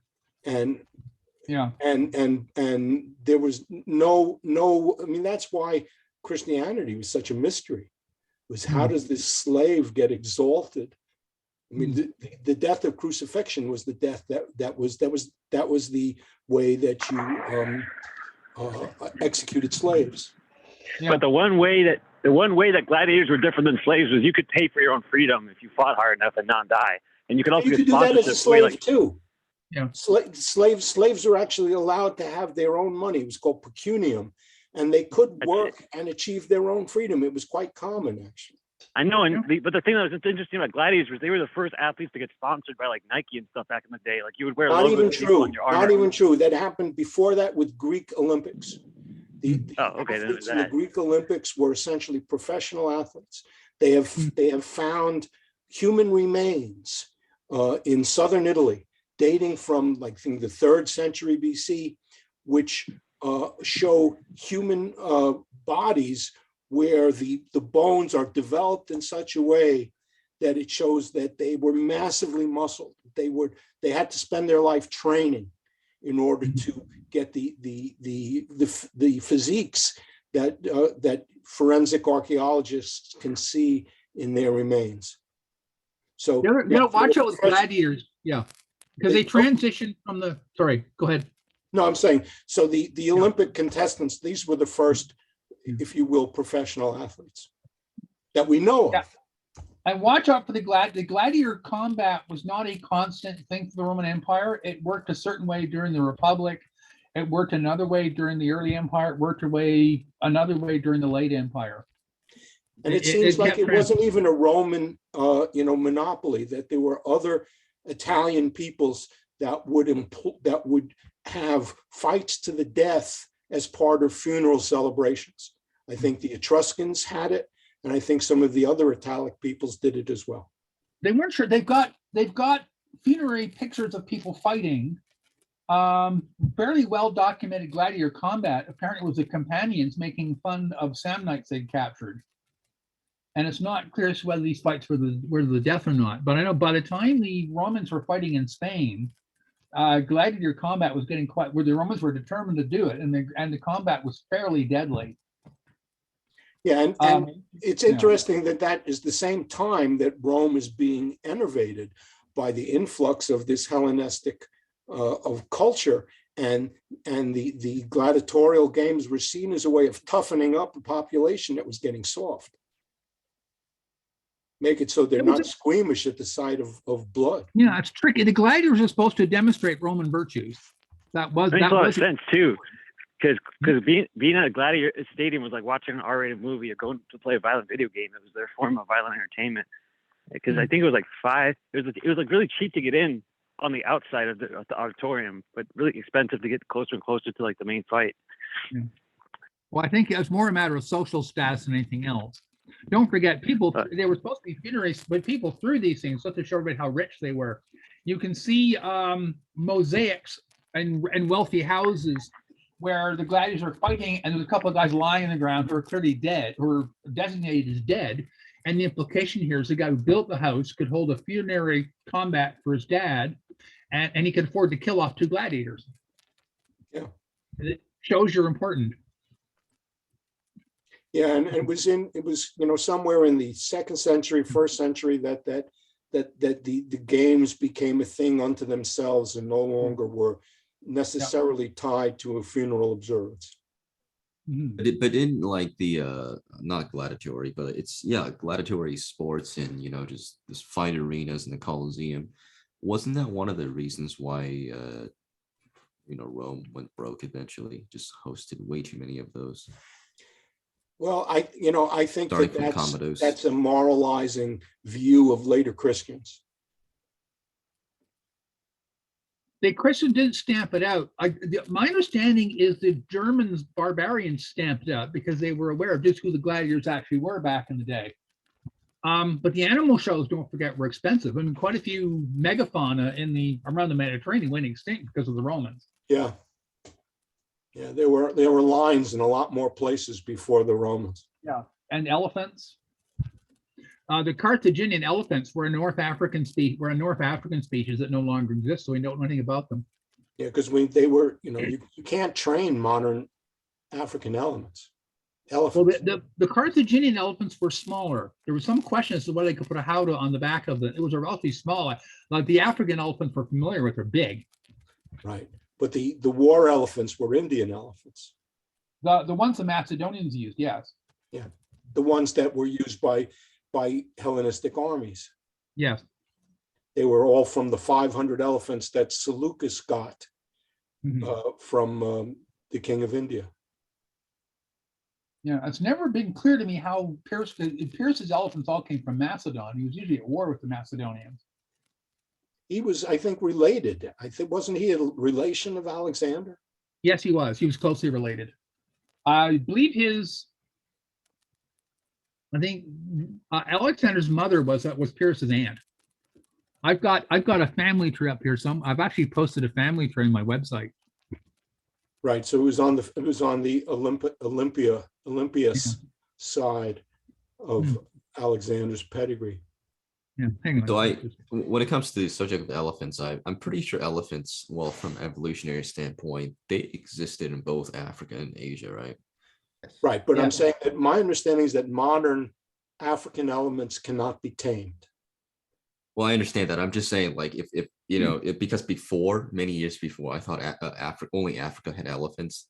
So, No, like, how did India it has travel all the way to elephants. India? But then I realized there's African and Asian specific elephants. No, There are different subspecies. You can tell from the size of their ears. African elephants have huge ears relative to Indian elephants. That's right. Also, And not only are African and elephants, but I think somebody mentioned Hannibal's elephants, I think, were North African elements, which were a more easily domesticable variety of the African element, which subsequently went extinct. So current African elephants are not domesticable, but Hannibal's were. By the way, does anybody know how Hannibal went over the Alps, by the way? Because I keep trying to figure out how he did it. Painfully. How he did it or why he did it? Why he did it? How because he he didn't have a fleet. How? he started out with a lot more elephants than he ended up with. Yes. Yes, he did. About half his elephants didn't make it across. At least. Yeah. In terms of why, a good part of his army. In terms of why it was the ultimate way to surprise the Romans, right? Because you don't expect an enemy from that kind of time to go down from a mountain because you just think it's impossible yourself. But he took that chance to do the impossible. Richard Billows, who's a professor of history at Columbia and is an expert on the Hellenistic world. His great book was on Antigonus One Eye. He maintains that elephants have no military significance, and that the use of elephants by Seleucus was only as a screen to separate the components of the enemy army, but they had no intrinsic military significance because they were so unreliable. I find that difficult to believe because armies would not have used them on such a large scale if they didn't have a use. Well, yes, another tactic which I think comes from important. I think another tactic which I think came up with in India was where the elephants would terrify the horses of the enemy. So they weren't weapons, but they were psychological weapons more than actual weapons. I mean, there's lots of stories of people sending mares in heat onto the battlefield to freak out the enemy stallions, and it was an effective. Terry Jones mentioned that. The problem with elephants is if you're marching across the battlefield and you see these huge elephants coming across at you, you're going to be terrified and panic. But after a couple, it was like the Americans in the Pacific. When I did my presentation in Pierce, I compared it to the Americans in the Pacific War up against Mitsubishi Zeros. At some point, if you're facing a Mitsubishi Zero, you don't dogfight it. You hit and you run. You know keep your that speed up. That was part of what killed Pyrrhus. Was he tried to get his elephants? What was it, into Argos? And They were fighting his way to Argos. The elephant got in the city. I think its rider got killed, and the elephant, according to at least one account, the elephant had picked up his rider and was in grief or something like that, but it blocked the exit, so they couldn't get out. Yeah. The point, though, is that if you are a general and you have a trained army and you're facing elephants, at some point you learn tactics that work against elephants. The Romans actually built kind of an armored car, which I think may have been powered by oxen from behind, although I don't think it worked. But at some point you just work out tactics. And yeah, if the elephant panics, it tramples its own troops. I mean, there's a lot of similarity between elephants and tanks. You know, the Germans in World War I would talk about tank terror. I don't know how to say it in German, but it sounds an awful lot like the terror that troops would get seeing elephants coming, you know, and for a lot of same reasons, even the physical resemblance. I agree with Howard on this, and I'm not saying you're not correct too, Paul, but it's just the idea the first time it scares the hell out of you, but if you survive for the second time, you'll be better able to handle it. Oh yeah, absolutely. Yeah. Like that's, you know, if I guess they didn't have explosive, but if I could set up firecrackers in front of the elephant, what will it do?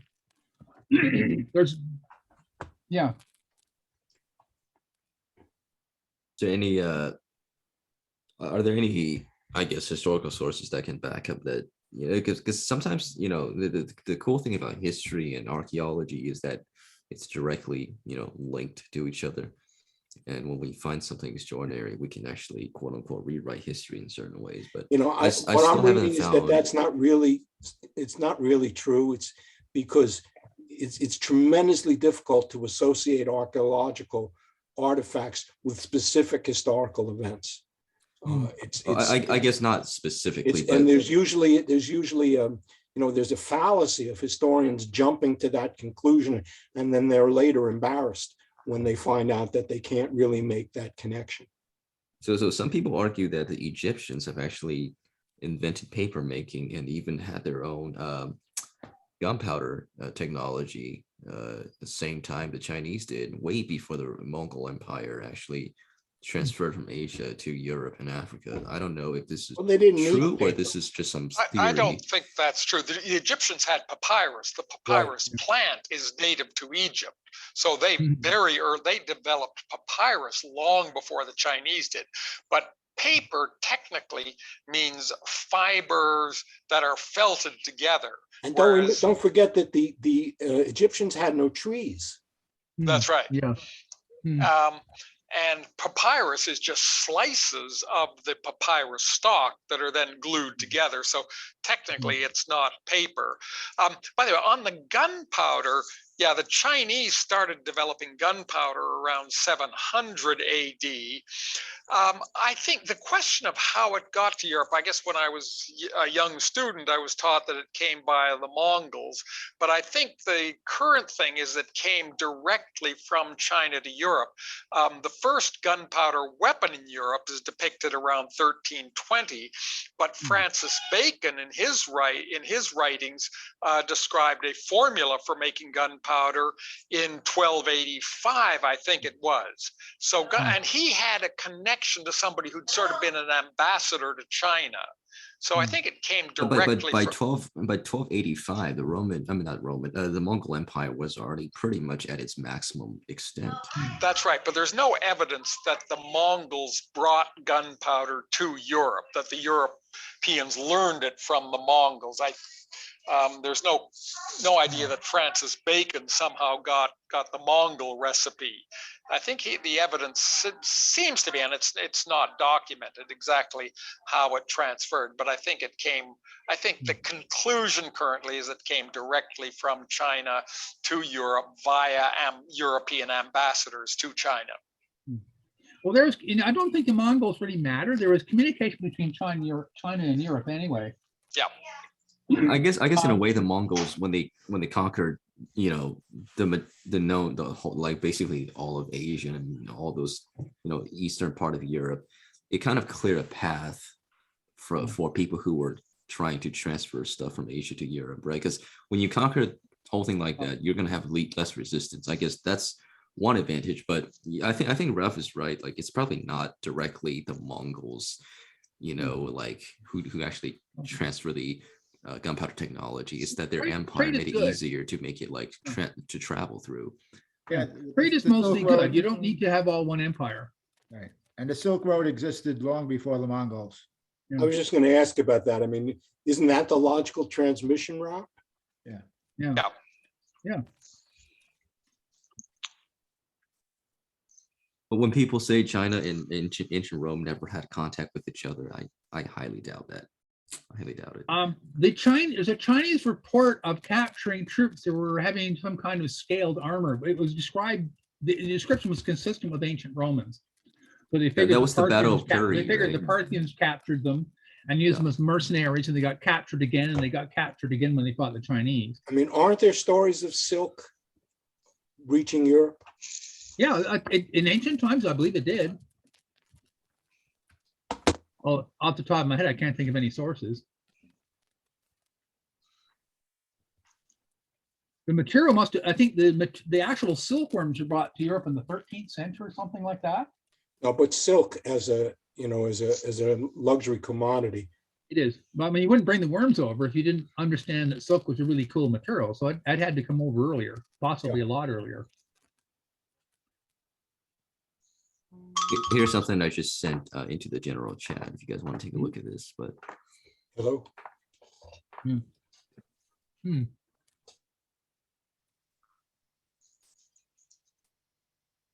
We don't forget Rome was at war with Parthia through most of that period of time. Those frontiers were hostile.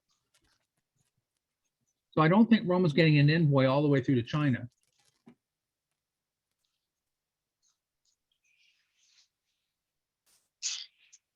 Well, according to archaeological evidence and DNA tests that we actually do see in Tibet, which in not Han Chinese people, but some of them have blue eyes and European facial structures. So there's got to be ancient crossovers, Scythians and stuff like that. I mean, don't forget the whole Indo-European language system probably grew up somewhere between the Ukraine and Lithuania. Apparently, there's no common Indo-European word for boat, so they figured these guys were way away from any. They were out in plain. They had apparently they had horses and wagons, or chevals and wagons. So they're up in that general area where they communicate across the continent. So there's no problem with these guys getting across to China. I mean, I'm not sure what the actual word is, but bullets were used to refer to sling ammunition. That makes sense. I don't know that. Lead bullets existed before firearms. Lead bullets were used by slingers, and they were a very deadly missile weapon.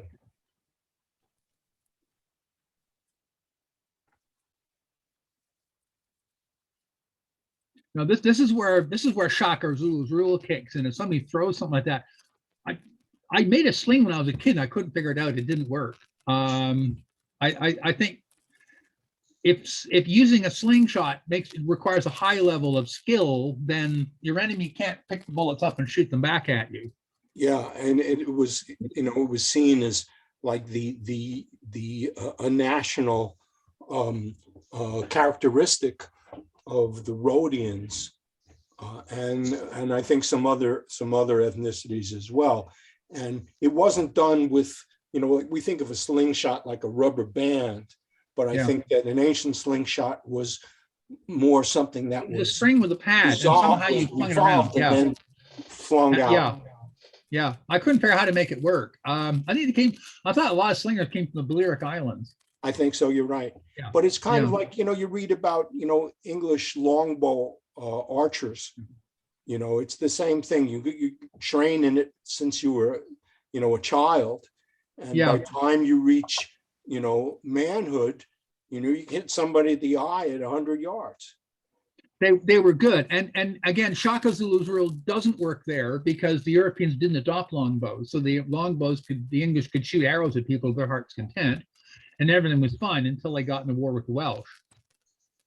The biggest problem with longbows is that it requires exceptional strength. It's not a joke, that everybody can use it. And I do, even though the reload speed is slower for crossbows, I think the biggest advantage of crossbows is that they can retain the draw position with a loaded arrow, and you can point it at an enemy or an important like military officer as long as you like, even hold them in hostage, versus drawing the longbow and hold it there and not fire the arrow. Yeah, but it's Maybe also even more range. than that Range is is the a fact huge that you factor. can fire a longbow. I mean, you can fire a crossbow without the sort of expert training that it involves to be effective with a longbow. Put it in your hands, point it, and shoot. It's like a gun. This one's my tricky. favorite. I was at an art gallery. It was kind of an art gallery slash craft show, and this guy was sitting there making a longbow out of I'm not sure what, and I asked him how powerful it was. He said it's 60 pounds. I guess I read up on English history. I know the English made longbows with like 160-pound pull weight, but he said no, 60 pounds you can kill a moose, no problem. It's actually quite powerful. I doubt very much longbows were used at long range. They were probably used at very close. If you've got 30 arrows and you've got knights running around, you want the knights to die close to you. A, because they're the ones that are going to kill you, and B, because you get to and B, because well, how close? Because once they're dead, you can loot them. Yeah, but the point is, if you let them get that close, then some of them are going to get through. Yeah, you're only gonna get one shot. Actually, reach the archers. Yes. That's not. Yeah, but if you shoot the archers, if you shoot at them at long range, you'll be out of arrows, and they'll all get through. well, so you want to shoot them. I think that the optimal range is about 200 yards. I suspect a lot. No, Yeah. the long. Okay, so longbows. I think some of them are that long. You unleash a hail of arrows from your archers into a mass of people. You don't target an individual. Yeah. And I think there are records of kings ordering hundreds of thousands of arrows for a campaign, or maybe even millions. Yeah. So Fletchers were a regular profession, and they produced vast quantities of arrows, and you had to have a large supply train of arrows if you wanted a strong archer contingent in your army. Well, the English are the only people that did that in Europe. All the other European kings sat back and say, wait a minute, if I teach my peasants to use these longbows, they'll use them on me. And to some extent, I believe during the 16th century, there was a fair bit of crap in Europe about shipping. The English didn't have yew wood. They had to get it imported. And at some point, Europeans are saying, why are we chopping our forests down to ship things to England they're going to make weapons of? They might come back and use on us. Reading a historical novel of the War of the Roses. I can't pronounce the guy's name. It's his Welsh name.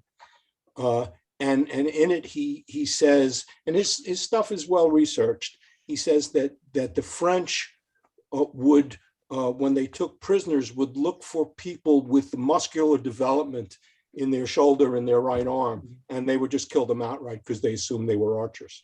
Well, they know they pulled the skeletons out of the Mary Rose, and these guys are deformed. But my point is, I think the English longbows are designed to penetrate armor, and I suspect a lot of the other bows.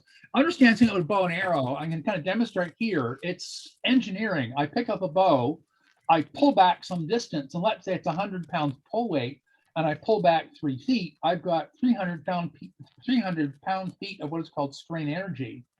I then release. I love the movies where somebody yells fire with the bows and arrows. I release the arrow. That 300 pound feet, or most of that 300 pound feet, is converted to kinetic energy. If you say the bow is 80% efficient, you can, and you know the weight of the arrow, you know how fast the arrow is traveling when I release it. Whoever's the host, can you share? Can you enable share screen option? Because I have 2 videos demonstrating exactly what Howard is talking about. Well, Zach? Yeah, guys, it's been a great discussion, but I got to get going now. So, and so Howard, thanks very much for that presentation, and I'll see you guys very soon. Thanks, Bye. Okay, bye-bye. See you later. Yeah. Thanks. I'm going to be leaving also. Thank you, guys. Yeah. So Thanks, who's everybody. who's the host? Zach is actually the primary host. Okay. Yeah. Is he not here right now, or? I don't know. Maybe he's been pulled away from the computer for a bit. Okay. Yeah, and there's a lot of stuff. The point I was making is I think the English longbows are probably more powerful than the other ones because they were shooting at people wearing armor. I suspect an awful lot of bow and arrow tactics is to get in fairly close where you're more likely to hit something. I mean, you can shoot rapidly, so if like you get a bunch of nice running at you can probably drop 2 or 3 of them. And you've got a couple of good buddies standing around you. Yeah. The 2 videos I was going to show you, I don't know if Zach's still here because I can't really. Yeah. I sent I you can see the links. links. I can click on them. They'll pop up So on the browser. click on the first and second link. But so the title of the video, in respective, says arrow versus armor from a longbow, right? And it stops it pretty much 100% of the time. And the second video shows medieval guns and calibers versus medieval armor. Okay. Well, medieval armor is a mind-bogglingly complicated subject. If you look carefully at medieval, here in Toronto, I go to the Royal Ontario Museum and look at these armored things, and none of them is prior to the 16th century. In tournament armor is a sporting event, not a battle. Your opponent's not trying to kill you. What can happen in a tournament is a lance can hit you in the face and snap your neck. So you've got a helmet that's bolted solid to your breastplate and you're well protected for jousting. You wouldn't wear that suit and armor around people that want you dead. But go ahead, take a look at those videos. Oh, you would. So, for example, I think in battle, I'd want an open-faced helmet so I can turn my head and see everything going on around me. I'd also want something lighter so that I can move. And so there's probably a better chance of getting an arrow through it. At close range, I can hit you in the face. So the real reasons why armors eventually became obsolete was not just because people thought, well, because guns just got powerful. Well, it's also because armor was so much more expensive to make, right? And you have to customly fit the person. Like you can't just, there's no such thing as like one size for all suits or like, armor. You got to tailor to the person and all that. And versus, bows and arrows, we can just fire really fast. And, ancient guns were really slow to reload, but eventually I think the reload speed got, reduced as technologies went by. But even though that reload speed was absolutely abysmal, but one accurate shot could potentially 90% of the time kill an armored knight. So, and guns were so much easier to make. It takes less skill to wield than a sword. So, but the thing is, armor, with both in arrows as well as guns, gunpowder technology, they actually coexisted for more than 350 years before armor was actually slowly disappearing in the late 17th century. Because I don't know if you know this, but like even in World War I and World War II, the shape of the helmets for the Allied soldiers actually has their connection and roots that trace back to the medieval armor. I'm aware of that, but watch out there. If you look at 18th century portraits of kings and generals, and we're talking 1700s here, frequently, even more often than not, they're wearing armor. But probably not the same as, the armor that Maximilian or Henry VIII wore, right? So it was usually just a helmet, chest plate. Yeah, a lot of the stuff was worn because it looked cool. I gotta, if I have time, I'm gonna make or probably buy one of those replicas just to watch. You can do it. There's a lot of stuff. Yeah, well, you sent me. I'll look at the link in YouTube afterward. Just make sure you open it in in a browser, because if we close it, then it's all gone. So I've got it. It's in my web browser. I'm good. I'm running Zoom directly.